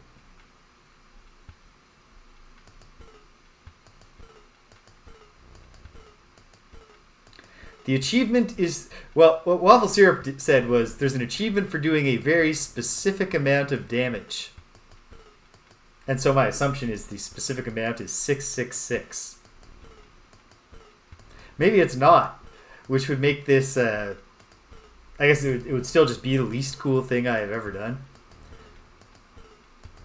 But it would be even less cool. Like if I find out that the number is actually 777, you know, like you won in a slot machine. And then I go back and do that, that'll only be the second least cool thing that I ever did. But my money's on 666. This is an occult game.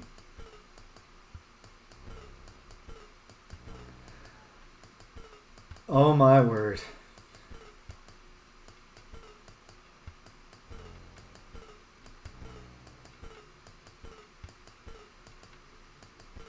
Well, I'm closing in on having mapped the entire depths in Legend of Zelda Tears of the Kingdom. Finding all the mines, which occasionally the treasure is well, a little more than that, but we're closing in on only 200.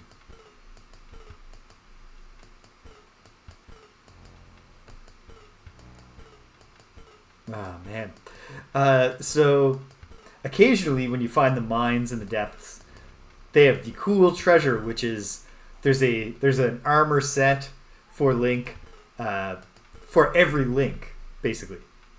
Like, you can find the cap and tunic and trousers of the hero, and the hero is just the first Link. But by that I don't mean the first Link. I mean the Link of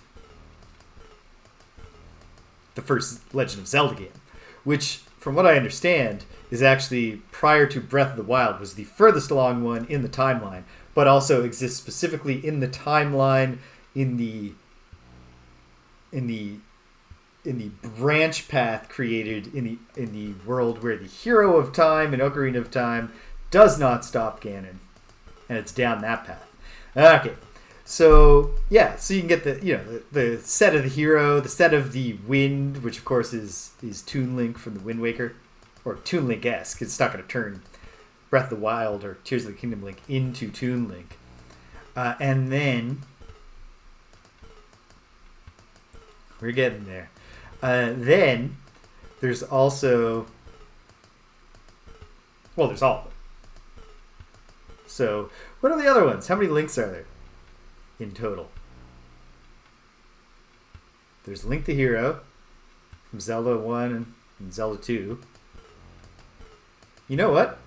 I don't know that there's sets for all the links, because I don't remember any of them seeming like they are the link from Link to the Past and Link's Awakening. But there's Skyward Sword Link, who, as far as I know, is only the Link in Skyward Sword. The original Link in the timeline. And there is Link of the Wind. There's Twilight Link, the Link from Twilight Princess. Anyway, you can find these sets, except that most of the mines, you do all the work of slogging your way to the mines, and you go to the mine, and most of the time the mine is just has a large crystallized charge, which is an anticlimactic item to keep on finding when you've already maxed out your energy cells, your Zonai energy belt, or whatever it's called. Anyway, so like tedious completionism is something I engage in occasionally, but I don't think I could ever be a person who chases all the achievements. Okay, well, thank you for double checking that. If I had done exactly 666 and it was nothing,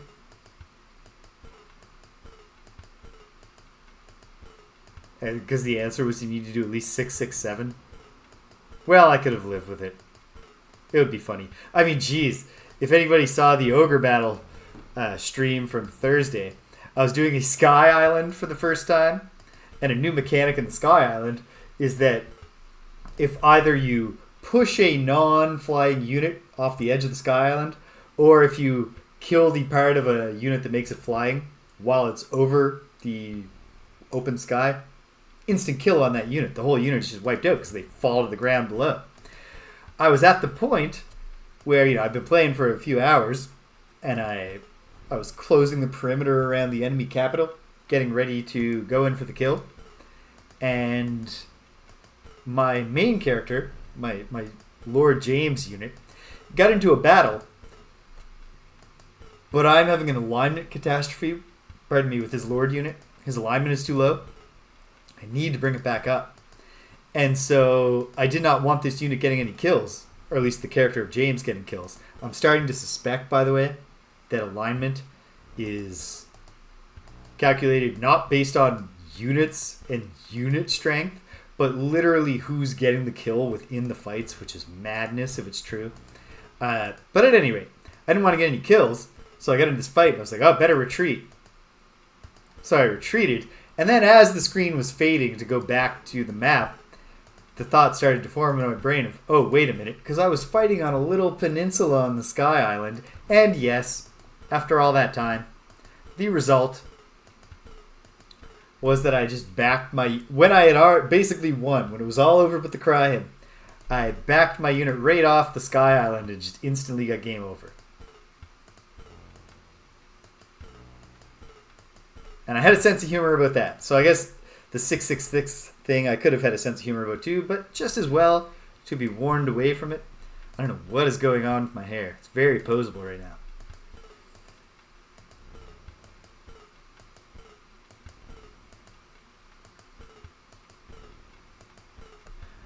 Alright. Correct me if I'm wrong, but 666 plus 1 results in a number that is greater than 666. Wait. Yeah, that's just a null conduit. Okay. Yep. Ding.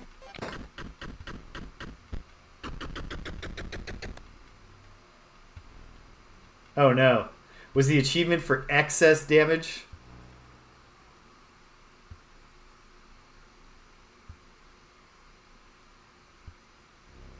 Of course it was.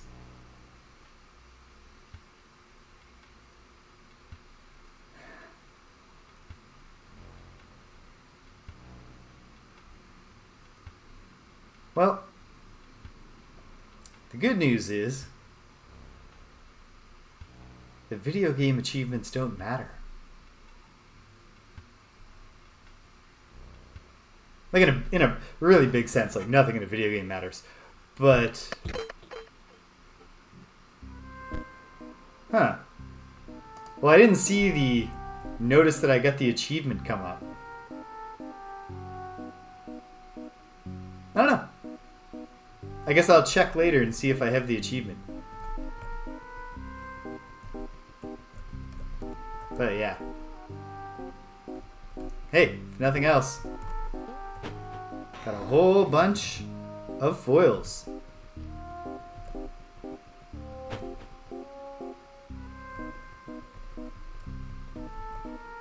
In which case my rounding it off to be like, there, pure 666. Well, it's okay. Not gonna let it get me down. Okay, give me a magical pack, pal. Something new, the Orange Mage. Excellent.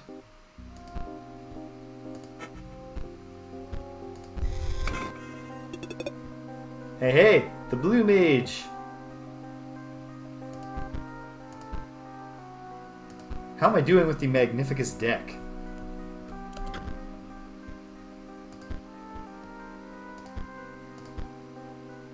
Oh, jeez. There's 5 still to get. So I'd miscounted before. 1, 2, 3, 4, 5 left.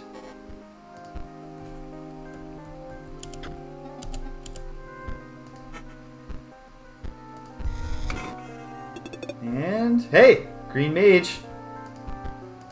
4 to go.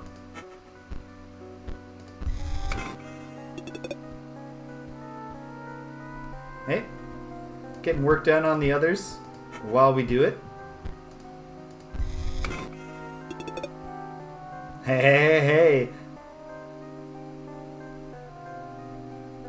Good to know. So far the random is going pretty well for me. Master Orlu, he's airborne, and when he does damage directly, he draws a card for all the damage he deals. Nice. So that's... I've lost track. I'm gonna need to look at the thing again. Hey! Orlu's Mox.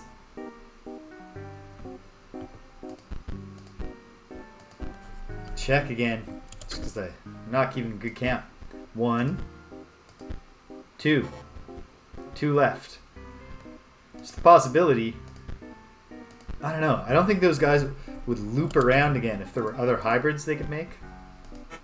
Other new hybrids. Who knows? Try a few more of these. Nothing new.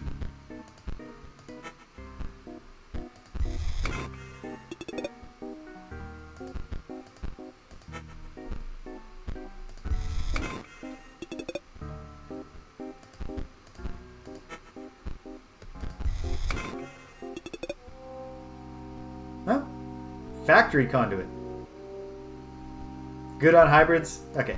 That was my inclination. I would have to have become pretty desperate to go back to the mushroom guys and just start mashing through their cycle in the hopes that they were going to introduce a new one. Hey! Master Gorange. So at that point there's only 1 left, right? For Magnificus? Yeah. I think what I'll do is go to my next most left to get, which I think is Leshy. But hold on. 1, 2, 3, yeah. And here, 1, 2, 3, 4, 5, 6. I'll go to Leshy, because that's where I need the focus to be, and then perhaps I can knock off the others through the supplement, because you only get 3 guaranteed cards from the set that you're buying. So the guy's just here in the back room. Hey, Leshy, you horrible man. Well, you're not a man yet, but you will be once this idiot robot puts his scheme into action. Nothing new, but it shouldn't take that long to start getting new ones. There we go. The Hrokal. Interesting. So that one's not in Leshy's version of the game because it's impure. What do we need cards with energy mechanics for when we're doing a nice proper blood focused game?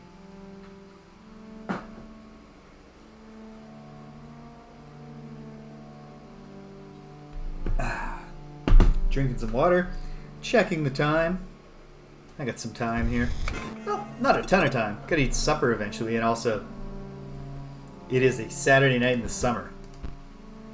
And Danielle's on vacation. So I feel like I would lose points. Lose some good dude points. If I pulled another last week where I just got really into the game, played for 5 hours without even thinking about it. I could probably do that. I mean, we're gonna see what it has to offer me next. I'm quite excited to find out what happens when I complete the game. By which I mean the game within the game. Oh, come on.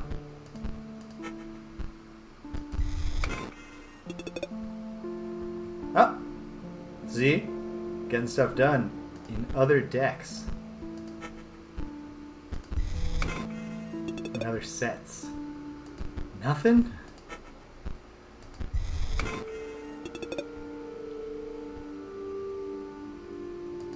Yeah, exactly. Well, surely she'd understand once I explained how frustrating it was that I did the 15 minutes or whatever of clicking and then didn't get the achievement. I gotta get the full set achievement, babe.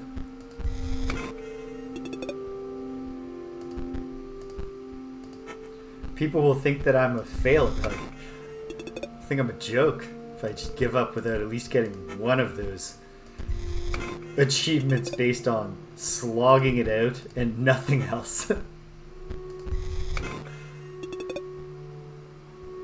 Good lord. This feels like in my early 20s, me and my girlfriend at the time got hooked on ordering D&D miniatures just for the hope of something cool being in there. And it was just like so many repeats. So we got to the point we'd order like multiple packs at a time in the hope of getting one thing that we thought was cool. And I just wound up with way too many figurines, which I eventually just gave away entirely, because when I run RPGs now, I'm not worried about figurines looking like the stuff. If I need to represent a grid, I put like, little tokens on the grid. Use your friggin' imaginations, folks. Is what I say to the people I'm playing with. My point here is not that other people are failing to play the game right if they like having cool miniatures.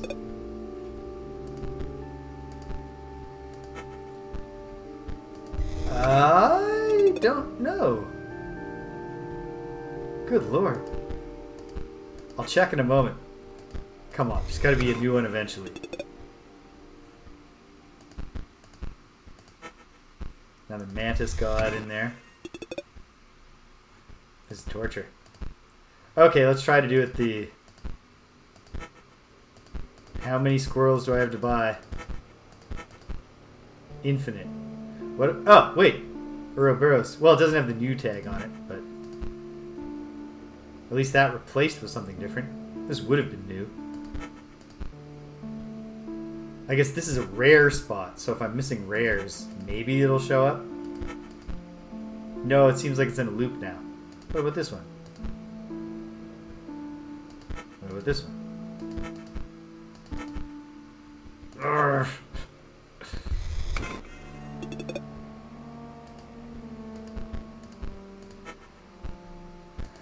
Oh my goodness.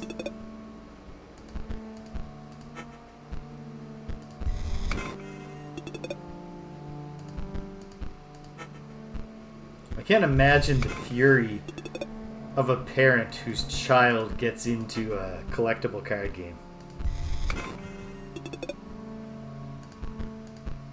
All the fun of getting your kid a... Besides all the nagging for buying new ones. Oh good, filling out the other sets.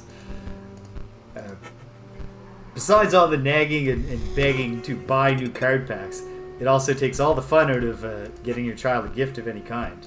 Because they just want you to spam the one thing.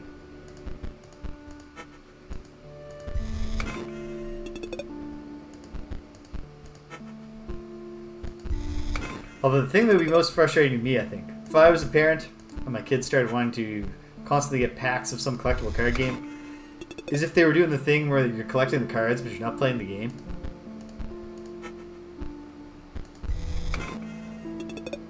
I mean, you should probably just support your kids and whatever stupid thing they want to do, but it's like, oh my god. What is the point? What are we doing here, son? Or daughter?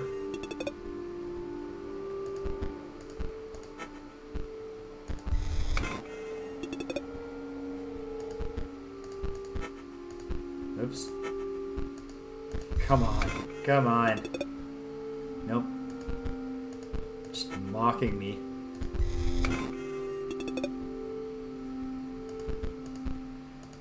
Okay. Before I'm down to 300, will I get a new one? Like a new Leshy card? The Beast pack? The Beast set? All signs point to no?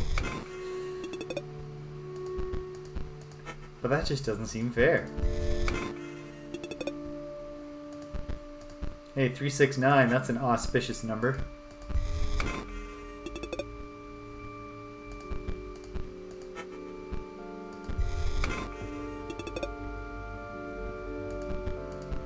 Outstanding. They just keep on coming with nothing for me. Nothing I care about.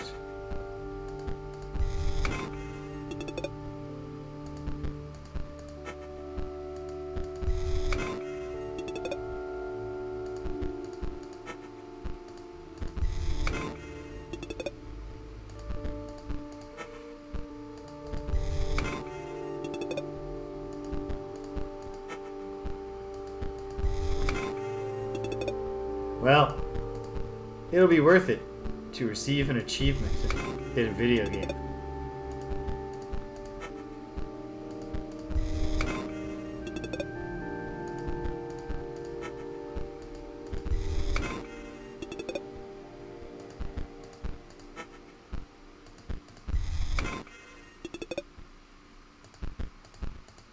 I think my favorite thing about achievements has been at least on PlayStation, but I assume probably in other contexts too, when you can look and see like what percentage of players achieve this, and you get a sobering look into the fact that like the casual gamer just does not have thoroughly. Yeah, I got down past 300 without getting another new one. Incredible.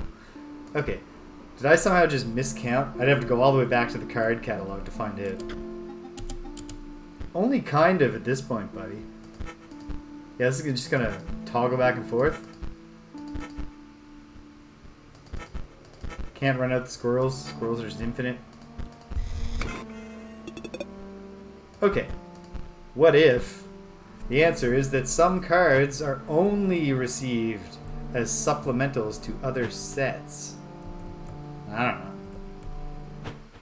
Could just as easily be bad RNG luck. Yeah, exactly. Or just like I remember with Dark Souls 3, which is I guess not that surprising because the series was getting more and more like mainstream or more popular, and so more people wanted to try it.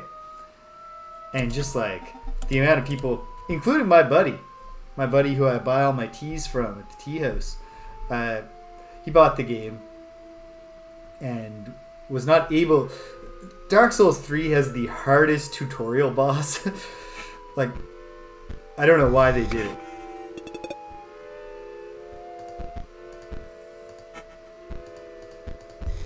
Give me something new. Give me something new. I beg ye. Begging. Nope.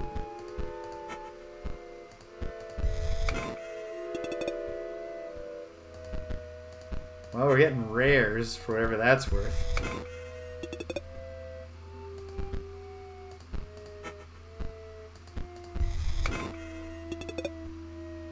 Okay. This cannot be a faster way to do it than just spamming beast packs. I hope.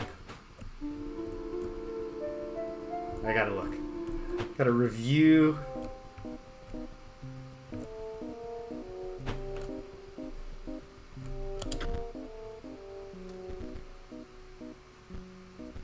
Okay, the ones he's selling, he didn't put the new stamp on. So there aren't that many. Okay, one. Yeah, there's only one left. Okay, that's a little more reasonable. Here, 2 left. 1 left, 2 left for Robot, and 1 left for Magnificus. So yeah, we're into the struggle.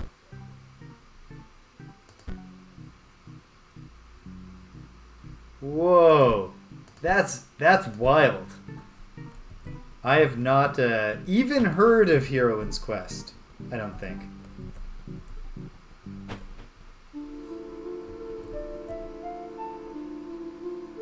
Is it by any chance like a fan game in the style of Quest for Glory, but with a female protagonist?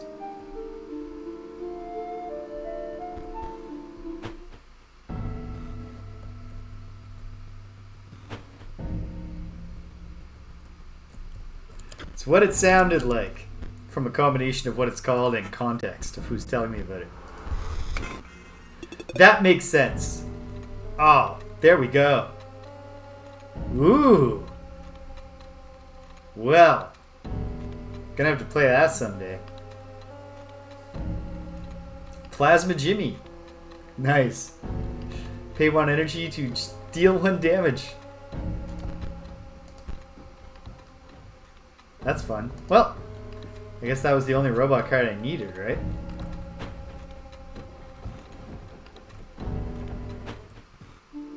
I think. Let's go back and get some more Magnificus decks, or Gem decks, or Mox decks, or whatever the hell they're called. What are your decks called? Your packs? I mean, magical. Sure. Nothing new.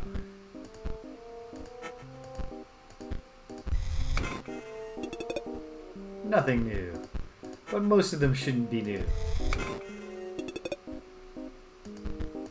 Just based on how odds work.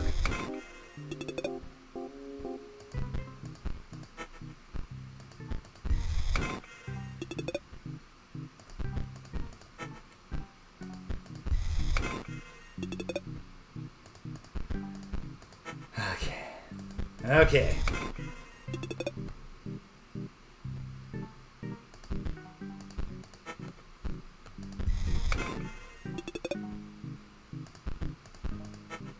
I suppose it's within my capabilities to actually calculate the odds. I don't know that I want to do that to myself, though. Do I really want to know what I'm up here clicking against?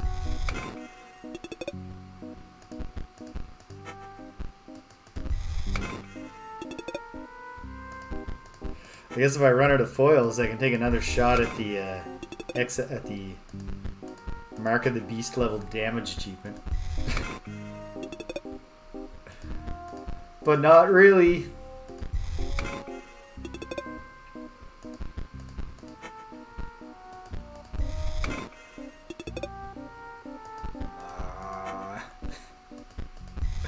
Oh, the pain. Hey! The Hover Mage. Good stuff. Okay, hold on. How's that for Magnificus's deck? Oops. See, because it's round, I'm always like Gem, or Mox, whatever you want to call it. Okay, full Magnificus set. Oh, I do still need 1 in the Poe set. 2 in the Grimoire set, 1 in the Leshy set. So, let's go spam it in Grimoire.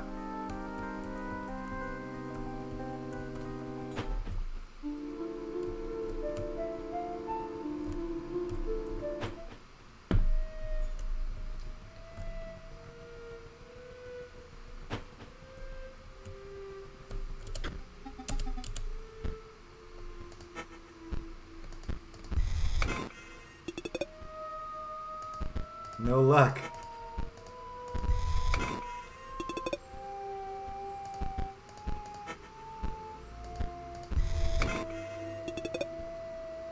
Thought this looked new to me, but no, I've seen the Banshee.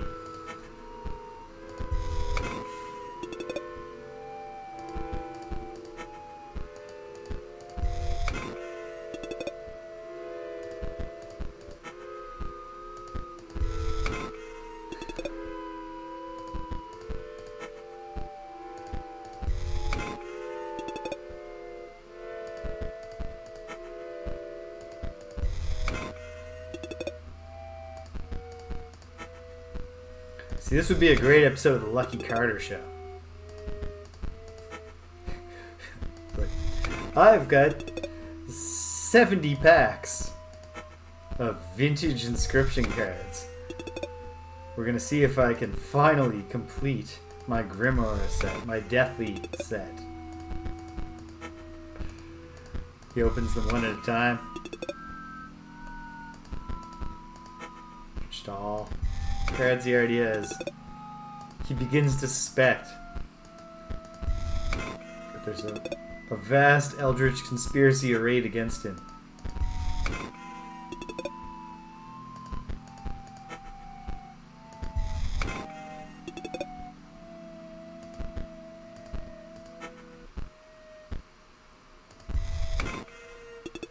The thought it was actually, that thought was forming in my brain. So that's a sign. Let's find it. Tomb Robber I've had. Now we're back to the Bone Heap. Okay. Gravedigger toggles with Draugr, which I've had. Pharaoh's Pets, which I have. And back to the Gravedigger. Zombie, the Broken Obol. No, I've got that. Oh, am I missing puzzles?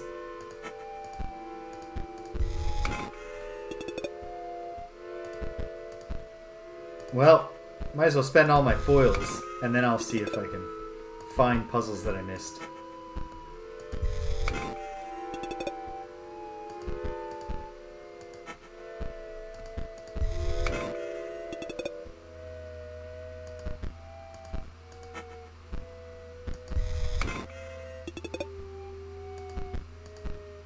How is that different from all the other puzzles?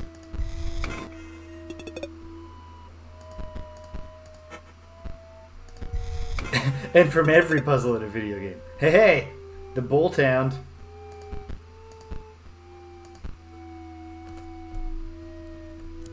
Okay.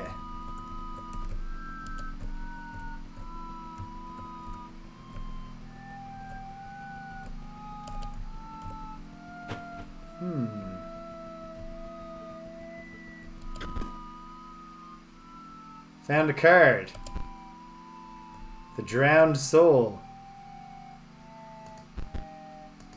Okay, interesting. Well, first I might as well retrace my steps and just see. Foul smelling air. No offering. No, I have no offering for you. I'm sorry.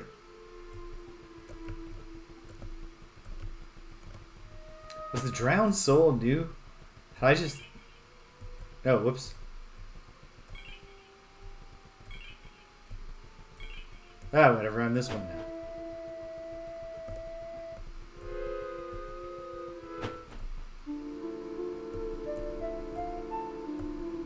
Okay. Refresh memory on our status.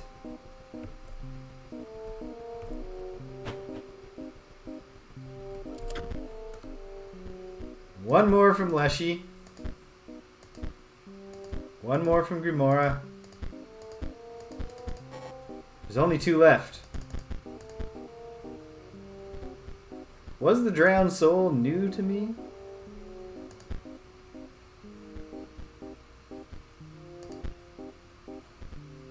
Skelemagus? Tomb Robber. Yeah, it was. Cool.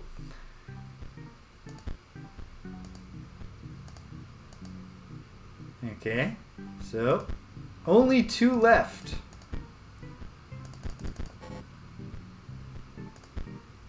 There's a Puzzle that's not necessarily in a specific place.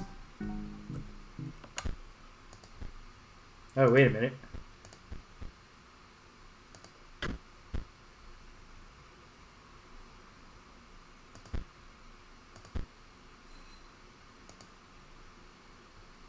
There's a shovel symbol here.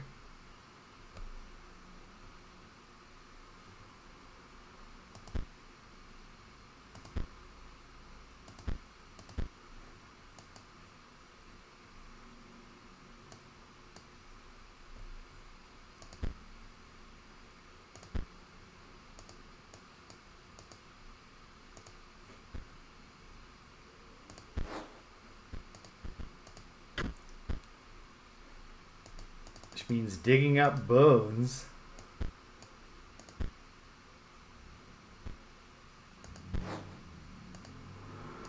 Oh!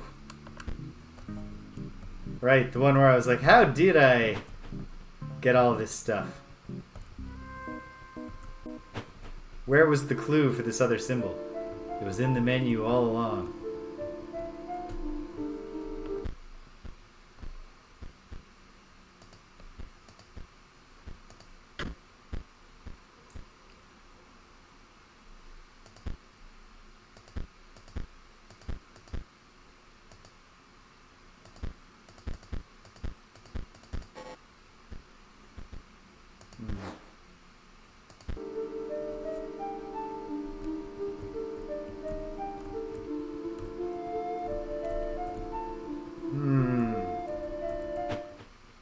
Well,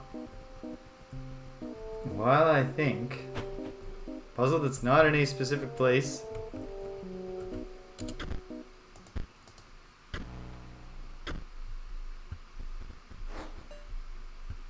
But what else could there be there in the menu? I'm not sure. Okay. Well, I'll set up the old infinite loop here, I suppose. Hope we draw Mrs. Baum a little earlier. No, it's not going to happen. Actually, there's... You could, but hold on. Let's see.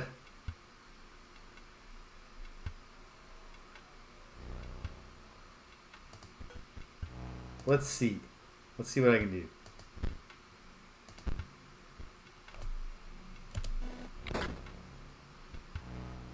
Perfect.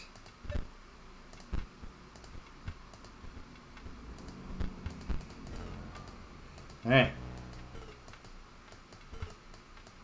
I'm only doing this an insane number of times, but not. We can't do this again. I can't make this attempt again. What time is it? Oh, Lord. Am I really? Okay. Waited all week, all excited to see what happens when you complete this act. It's a decent chance I end having just tried to get some achievements and failing.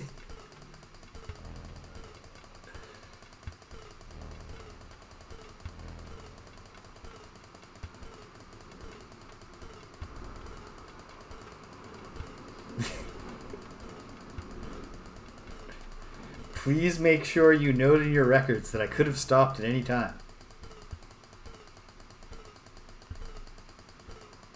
I don't even want to do it, and I could stop at any time. I'm just thinking about the audience and what they want to see, which is determined clicking.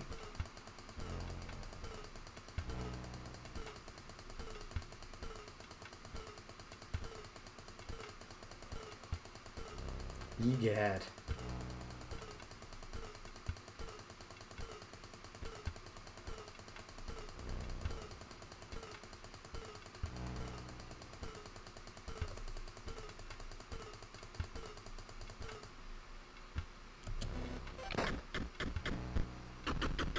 Count them off.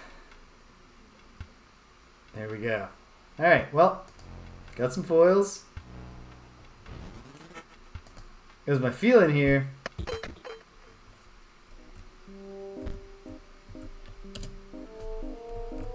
Is that if the Leshy card I'm missing is the very first card in his set,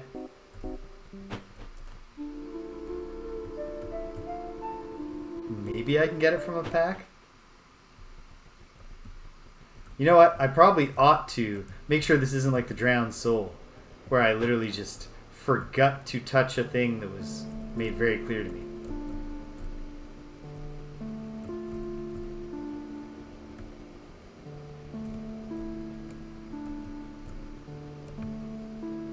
Okay, great.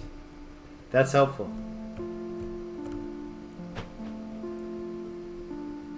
So I won't open 20 more packs of cards. Alright. Okay. Well, I want to avoid leaning on hints too hard. But these are also hints that aren't really so much about, you know, they're not main event hints.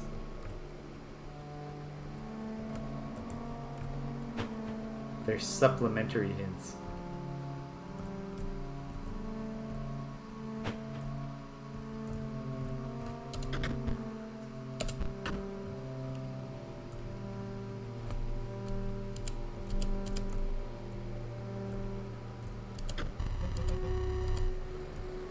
I know, Leshy.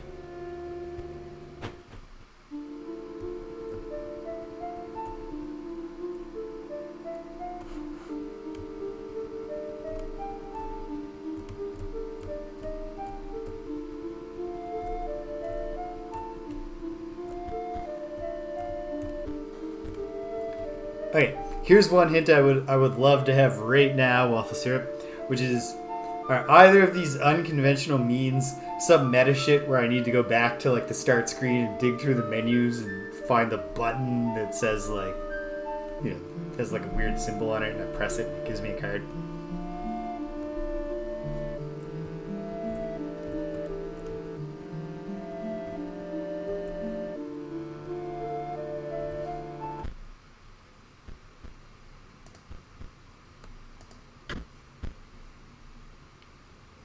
Okay, within the game.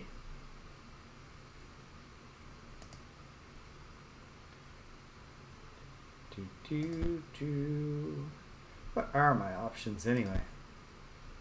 Just different things. Okay. Both in the game. Okay.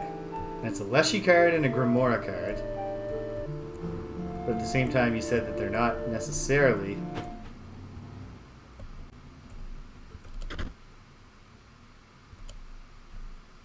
Okay.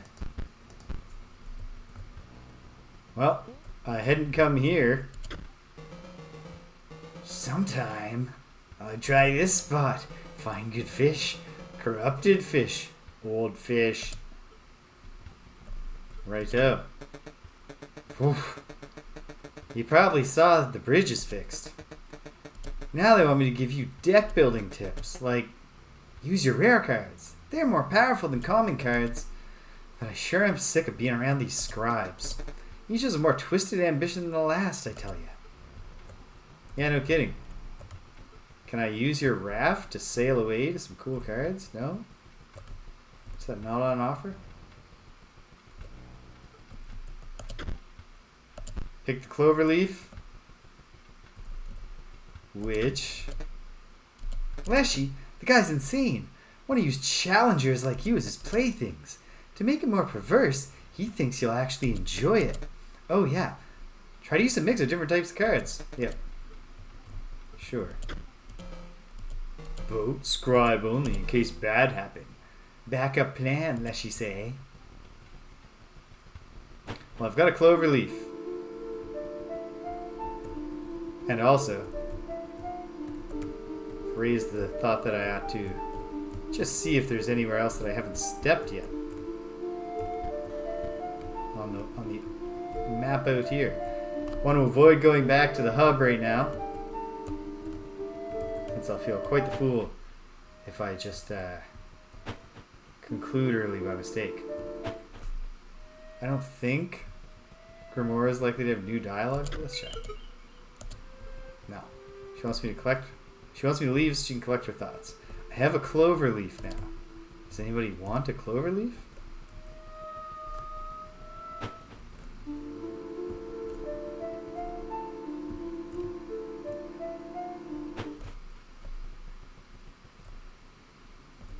Clover's a battle thing. Okay, noted.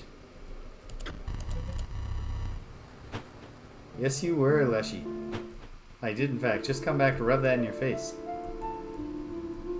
2 unconventional means. I haven't tried just clicking on shit. Feels like probably it's not the way, but I do have a mouse cursor for whatever reason.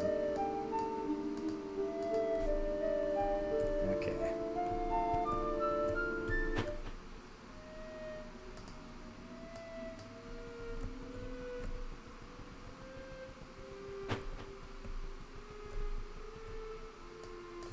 This isn't so much a hint request.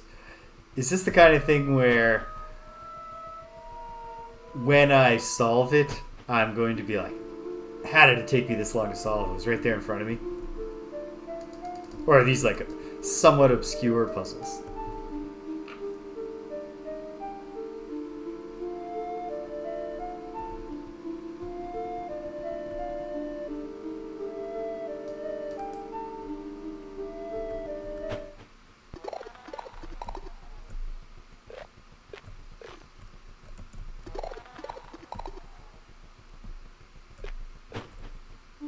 One of them will seem kind of obvious. Okay.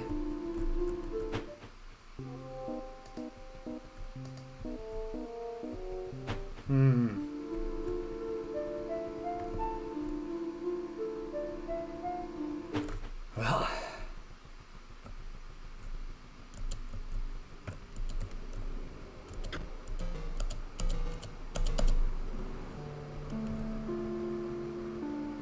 I know, Leshy.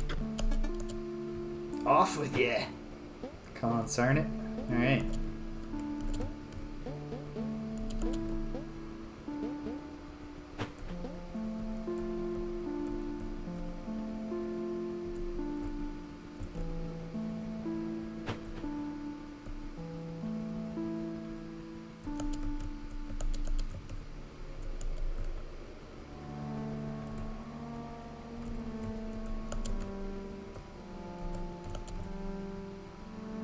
I've already dealt with going up here.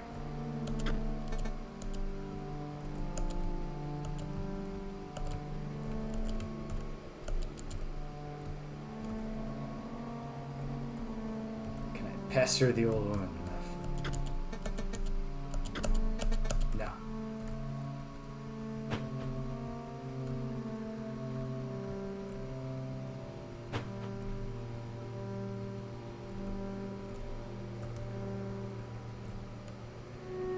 Alright. For time's sake, I better request some kind of hint for one of them, WaffleSyrup. Again, comforting myself with the knowledge that these are not main event hints.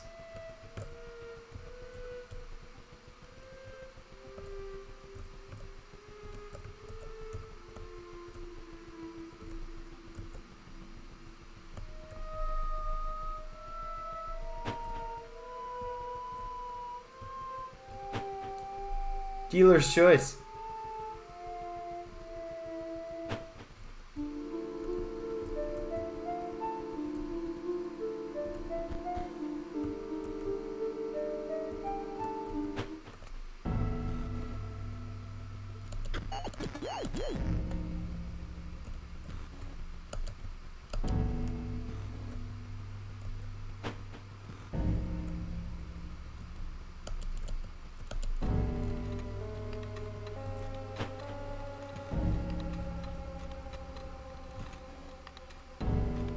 Someone mentioned what offering I need. Okay.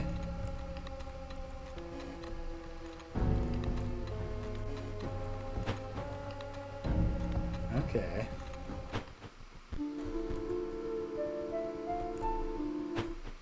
One second.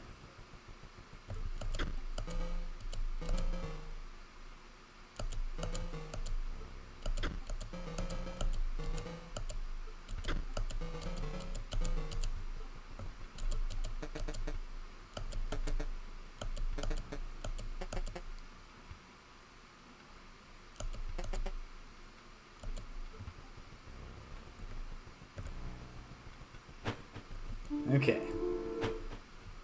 I'm gonna talk to everyone again until someone tells me what offering I need. Find corrupted fish. Can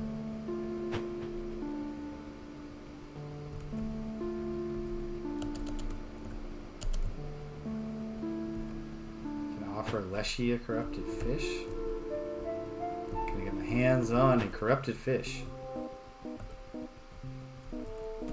I don't think I can speak to the graduate students again.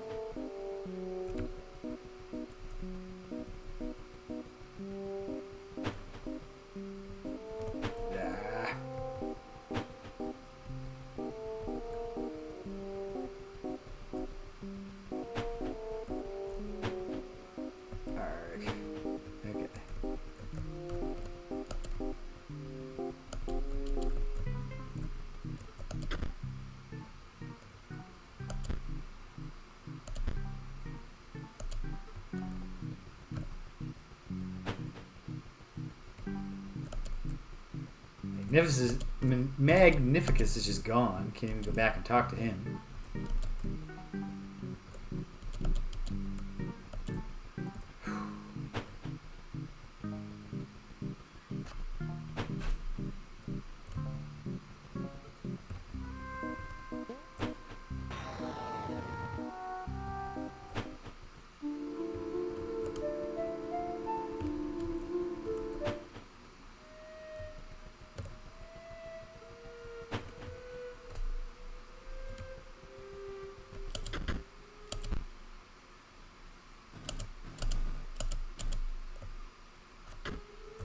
What does this guy want for offering again?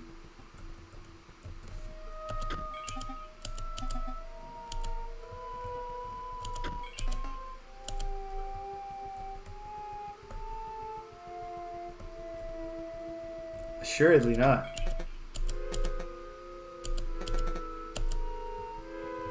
That is pretty cool.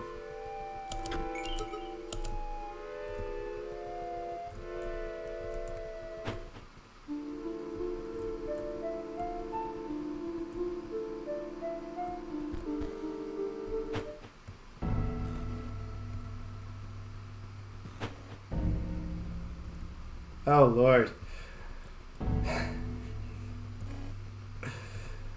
Okay, I mean, this barely even counts as a hint. This is just telling me something that I saw and have forgotten. What is it? Yeah. I give you permission to offer a stronger hint.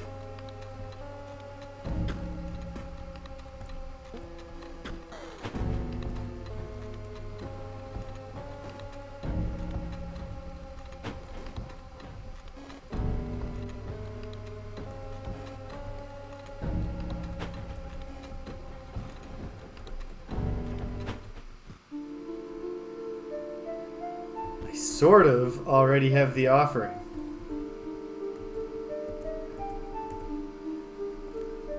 Okay, but you gotta jog my memory. If somebody told me. Yeah, can't the angler... Yeah, can we persuade the angler with depressing logic? I was reading about how, at least in the United States, the FDA rules for when you have to label your stuff or when you can label fish or anything as mercury free are based on assumptions that people only eat one fish meal a week. So like mercury free fish products in the United States, if you ate them 5 days a week, you're going to get mercury poisoning eventually.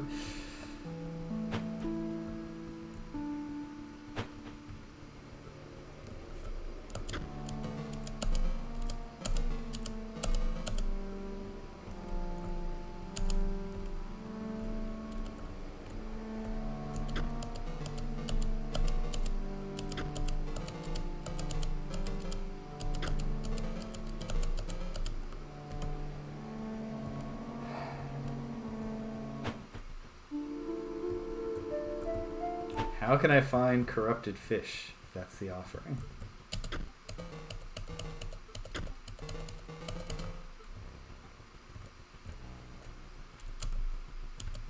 It's probably not.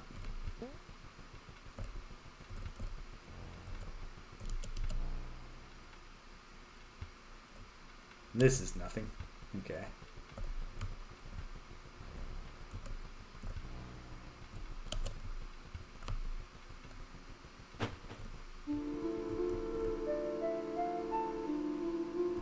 That's okay. No worries.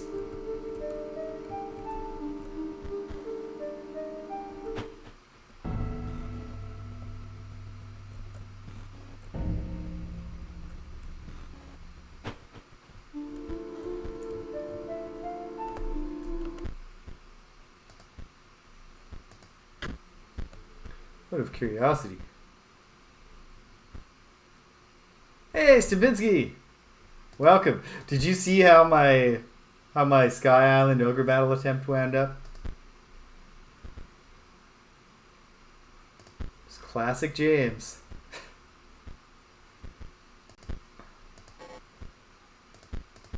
Wait, I have all the Leshy ones now.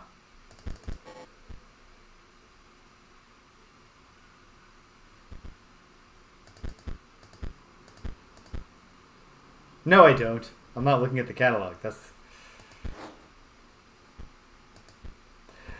I was closing the noose.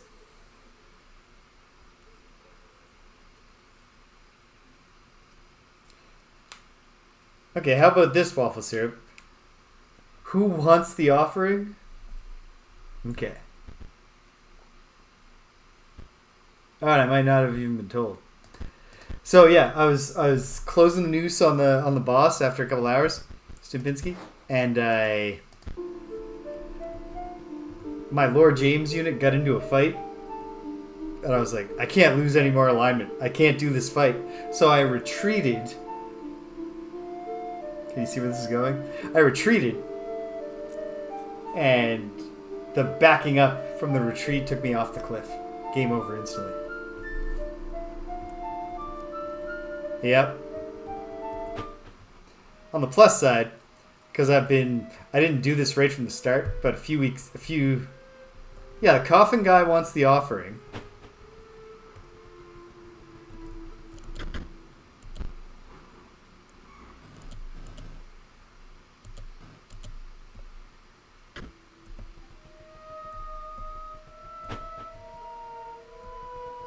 I knew that. I just don't remember what he wants as an offering.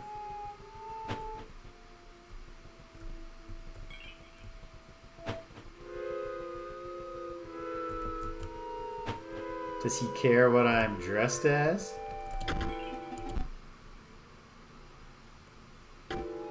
What? What?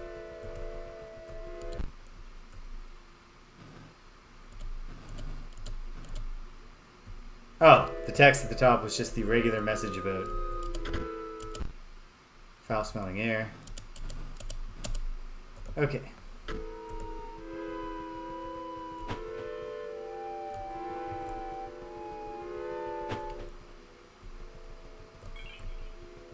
I'm struggling to think of a mechanic by which I can bring him something.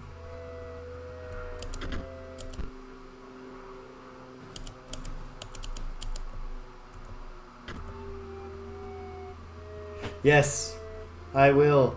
Although, there's a plus side to that, which is that now that I know the map, I will go in... Yeah, gotta do Organa again. So when I go in, I will...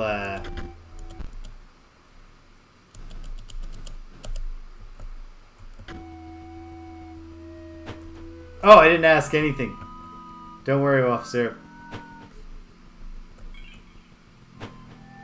I'm trying a gimmick that I'm almost positive won't work.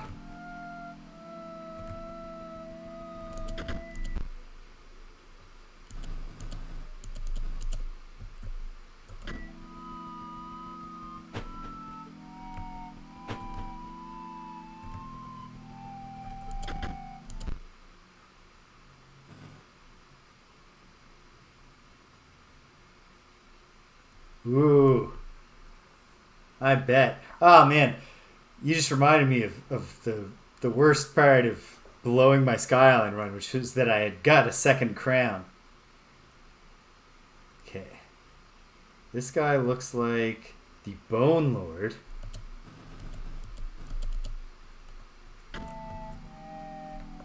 Is offering based on my current deck?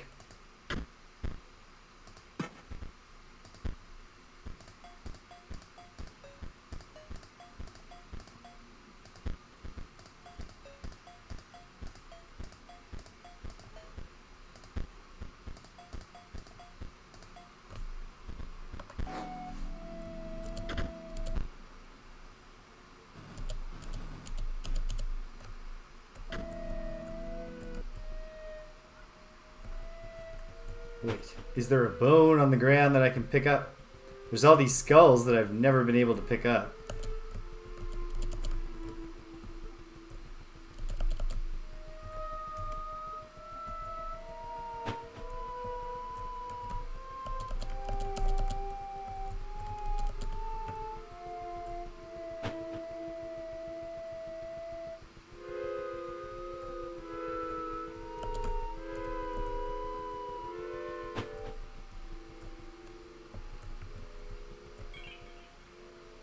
Does have to do with cards, okay.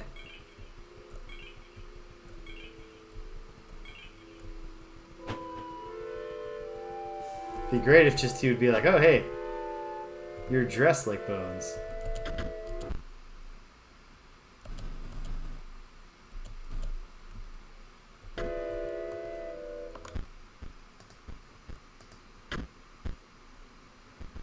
Okay. Second.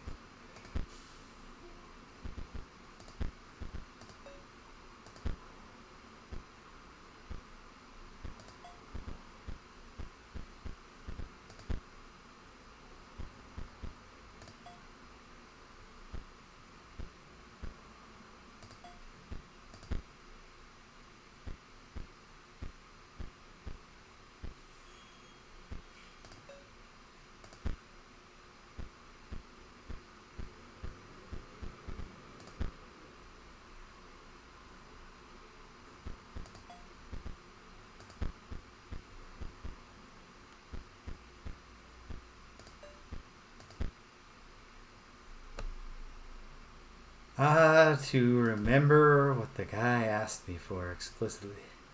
Oh well.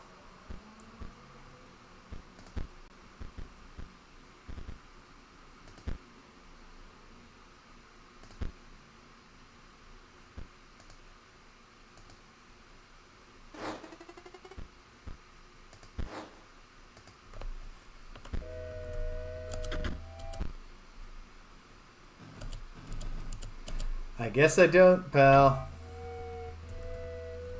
You could, you know, you could ask me, you could say it again, what you want. There's no force in the world preventing you from just telling me what it is you want.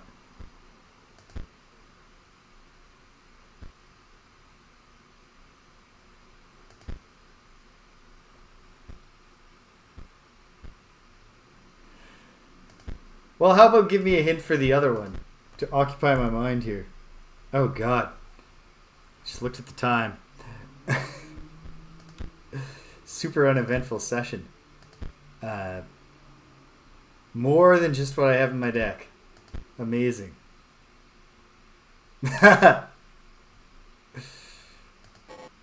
Stimpinski raises an interesting idea.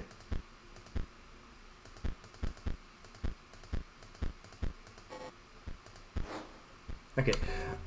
If he actually told me what his offering is, I don't consider it's not even a hint to remind me something that I forgot. Just toss that out there.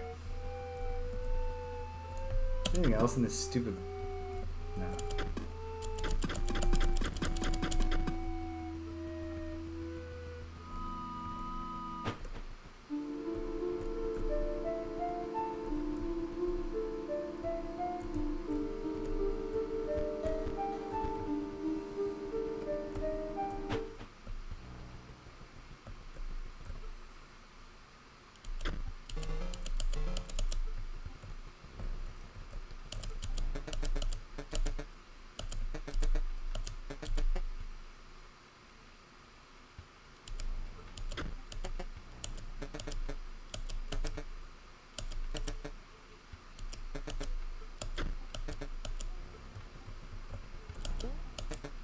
Okay, so that's all her dialogue.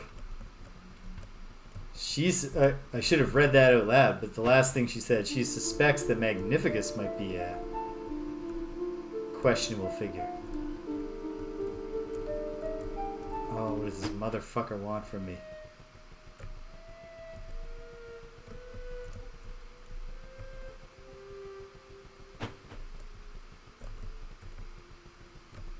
Just give me a hint for the other one. I'll see if I can figure it out in like 10 minutes, otherwise I gotta stop. I'll see if I can figure it out over the course of an entire week.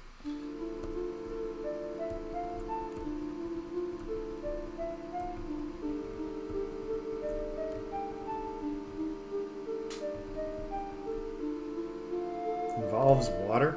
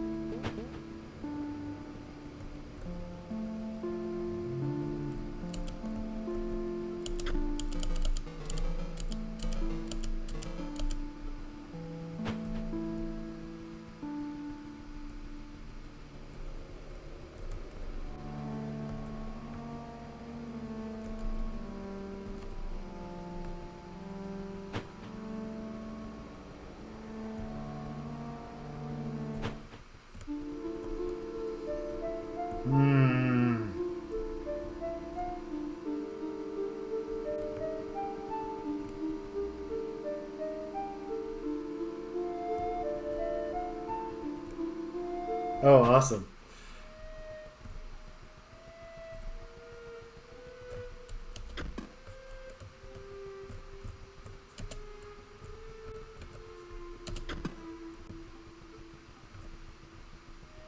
Well, then this must be very, very, very frustrating to watch for people who know the game.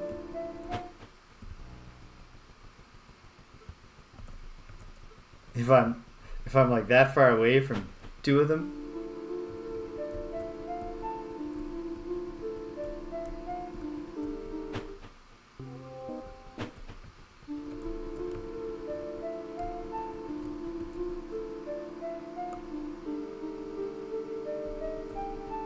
Because I got nothing right now.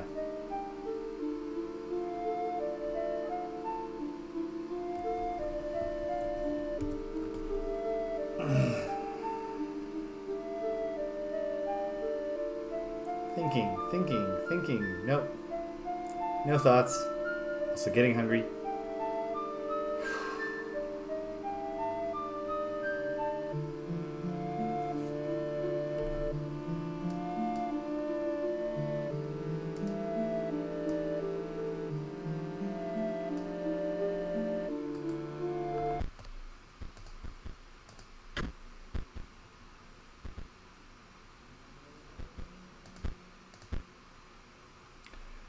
You know what? Yes. What offering does he want? Just tell me. So we can get back on track next week.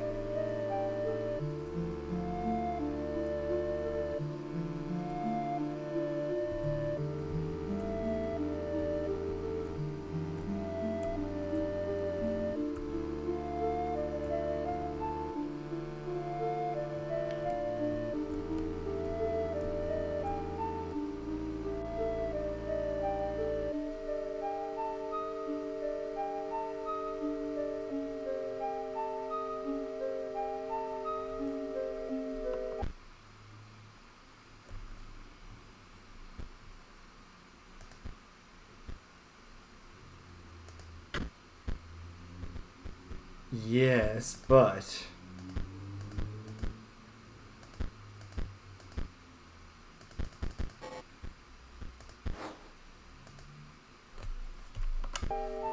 not 100% clear on how I would procure such an offering. Okay.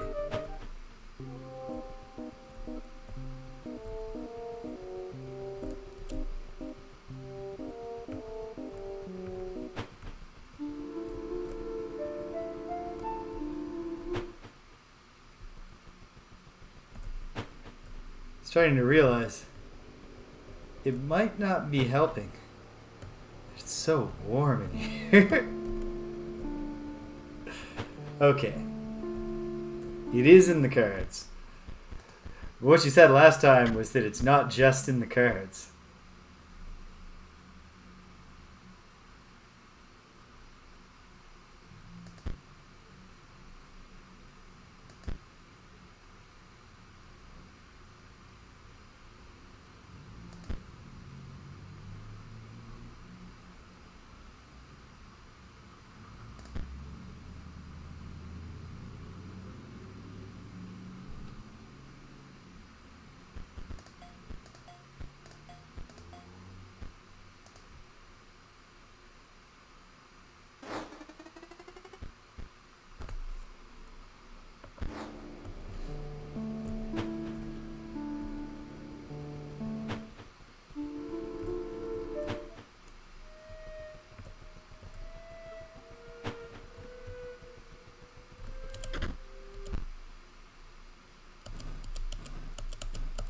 I don't, but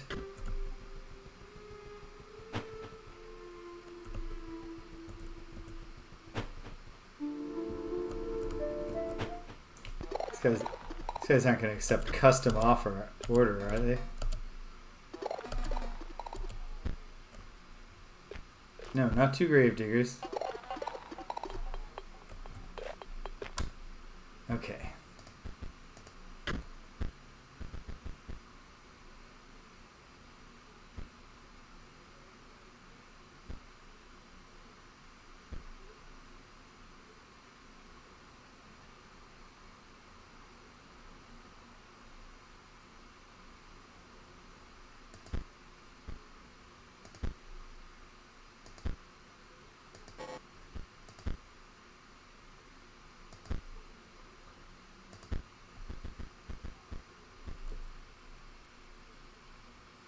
How?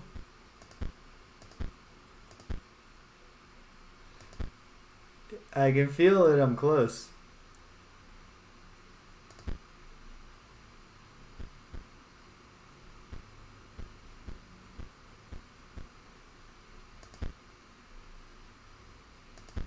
How do I fix the broken obols? These jerks won't assemble them for me.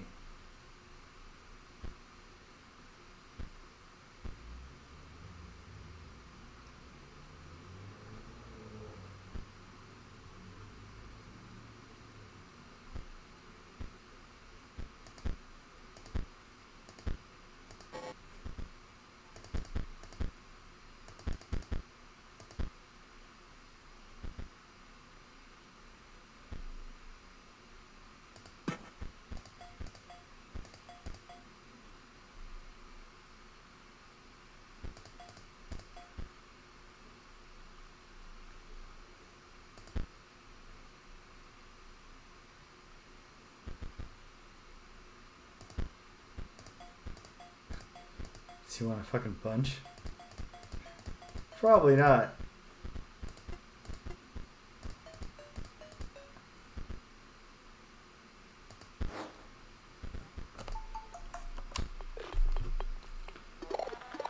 Getting a text message is a Danielle saying, "Good God, dude."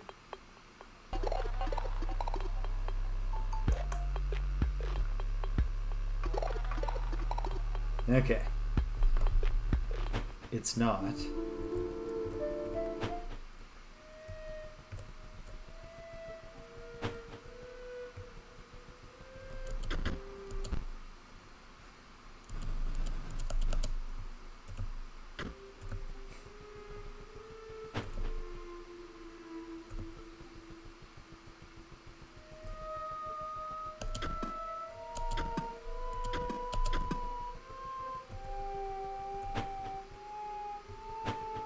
Okay. I'm gonna figure this out. But not today, it doesn't seem.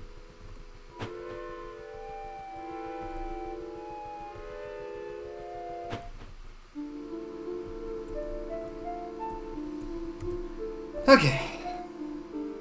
I gotta shut her down. And so, frustrating, because I want to know what's beyond Act 2. However, that does just allow the anticipation to build for next week. So whoever is directing this, in this case WaffleSyrup, is a master of suspense. Alright. I will figure this out. I will figure this out somehow in the intervening time. So, I just got the text message confirming that I believe that I'm no longer booked for the entire afternoon tomorrow, which means tomorrow, Quest for Glory, Shadows of Darkness, the relaunch, should start. No, that's okay. Vague is good. I'll be very happy when I solve these puzzles.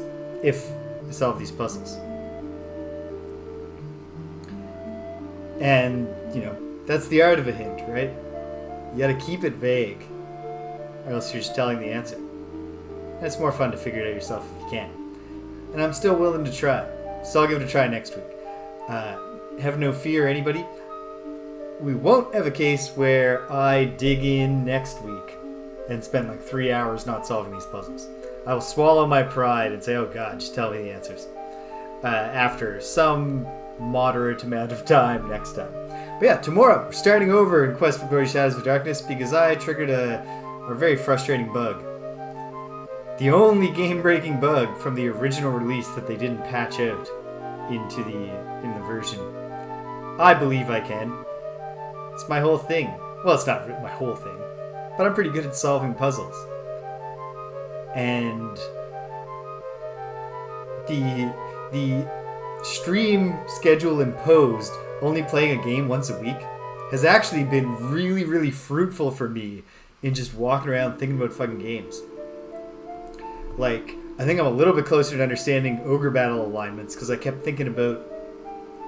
I looked at my Doll Mage unit, Lambert, where I actually put in the work to get Lambert's alignment down, so she's actually a Doll Master. It's a Doll Master unit. And then I was looking, and her Rock Golem, Tanots, on the front line, had like alignment 80. Which is what has caused me to start thinking since the last time I was playing. Alignment can't be unit-based if the leader and the frontliner are diverging. Which, of course, brings up the accompanying dreadful feeling of, oh god, is this really based on, in battles where you don't have precise control, who exactly gets the kill? Could be. But yeah, alright, so, tomorrow, starting Quest for Glory Shadows of Darkness over again, but that's alright, because, I mean, one of the nice things about a game like that, so the huge amount of progress that you make is actually in your brain, and they can't take that away from you. I'll have to do things again, but I don't need to figure them out again. I don't need to draw a map again. One day, Stimpinski. Like, I've gleaned enough from people's offhand comments that besides stronger, weaker, getting kills, whether that's unit to unit or character to character, there's obviously also a kill an undead always boosts your alignment thing. And then I know that there are cards that when you draw the tarot cards, they reduce or raise your alignment. And then who knows what else there is. Yeah, so I'm starting over, and the way that I will roleplay that gimmick is that the hero will wake up from having had an extremely detailed prophetic dream. He'll wake up in the Sphincter Cave and be like, oh man, the Sphincter Cave is real. And then down the line there. So, there's that. On Tuesday, my buddy Greg will be here in the evening, and we'll pick up a Double Dragon Gaiden again on Greg and James Beat 'em Up. That was pretty cool, the first little taste we got of it, when it, not this past Tuesday, but the week before. Looking forward to playing it some more. I will get in some Ogre Battle somewhere on the Wednesday and Thursday. I mean, if I could somehow squeeze it in both days, it's tricky because I'm back to work. But I'm back to work and school hasn't started, so... who knows? Well, I mean, you know, if you think about Lovecraft, especially in terms of Eldritch things, Cedric, it's like, you know, the dream world and the elder, you know, it's all out there. So your prophetic dream can be part of an Eldritch time loop in that sense. I believe we're back to Friday Night Frosthaven on Friday, which is great because once we finish this scenario that we're on, win or lose, we go back to the outpost and it's winter. Find out what that's all about. We have not been like the responsible ant. People waited to start yelling at us in the comment section about not buying resources every time we can until the very end of the summer. But we have not been buying resources every time we could. And once someone said it, I thought about it and I was like, you barely use the gold in this game. Why aren't we buying resources every chance we get? They're much more important. Ah well, live and learn. And then it's back to Saturday. I'll get up bright and early in the morning and I'll have an idea at least one. I promise you, at least one idea by next Saturday. And we'll dive in and we'll see what we can figure out in Inscryption. And that's the loop that we're on. And we'll ride that loop on into the future. At which point I'll eventually be doing some other things. Cool. Alright. That's it, gang. If you stuck around to the end, thanks for sticking around to the end. If you came and you left, can't hear my voice. I'm glad you stopped by anyway. So thanks for stopping by. And until the next time, that we're all wandering back and forth from place to place again saying, what is your damn offering, dude? Take care of yourselves. And be kind to everyone you meet.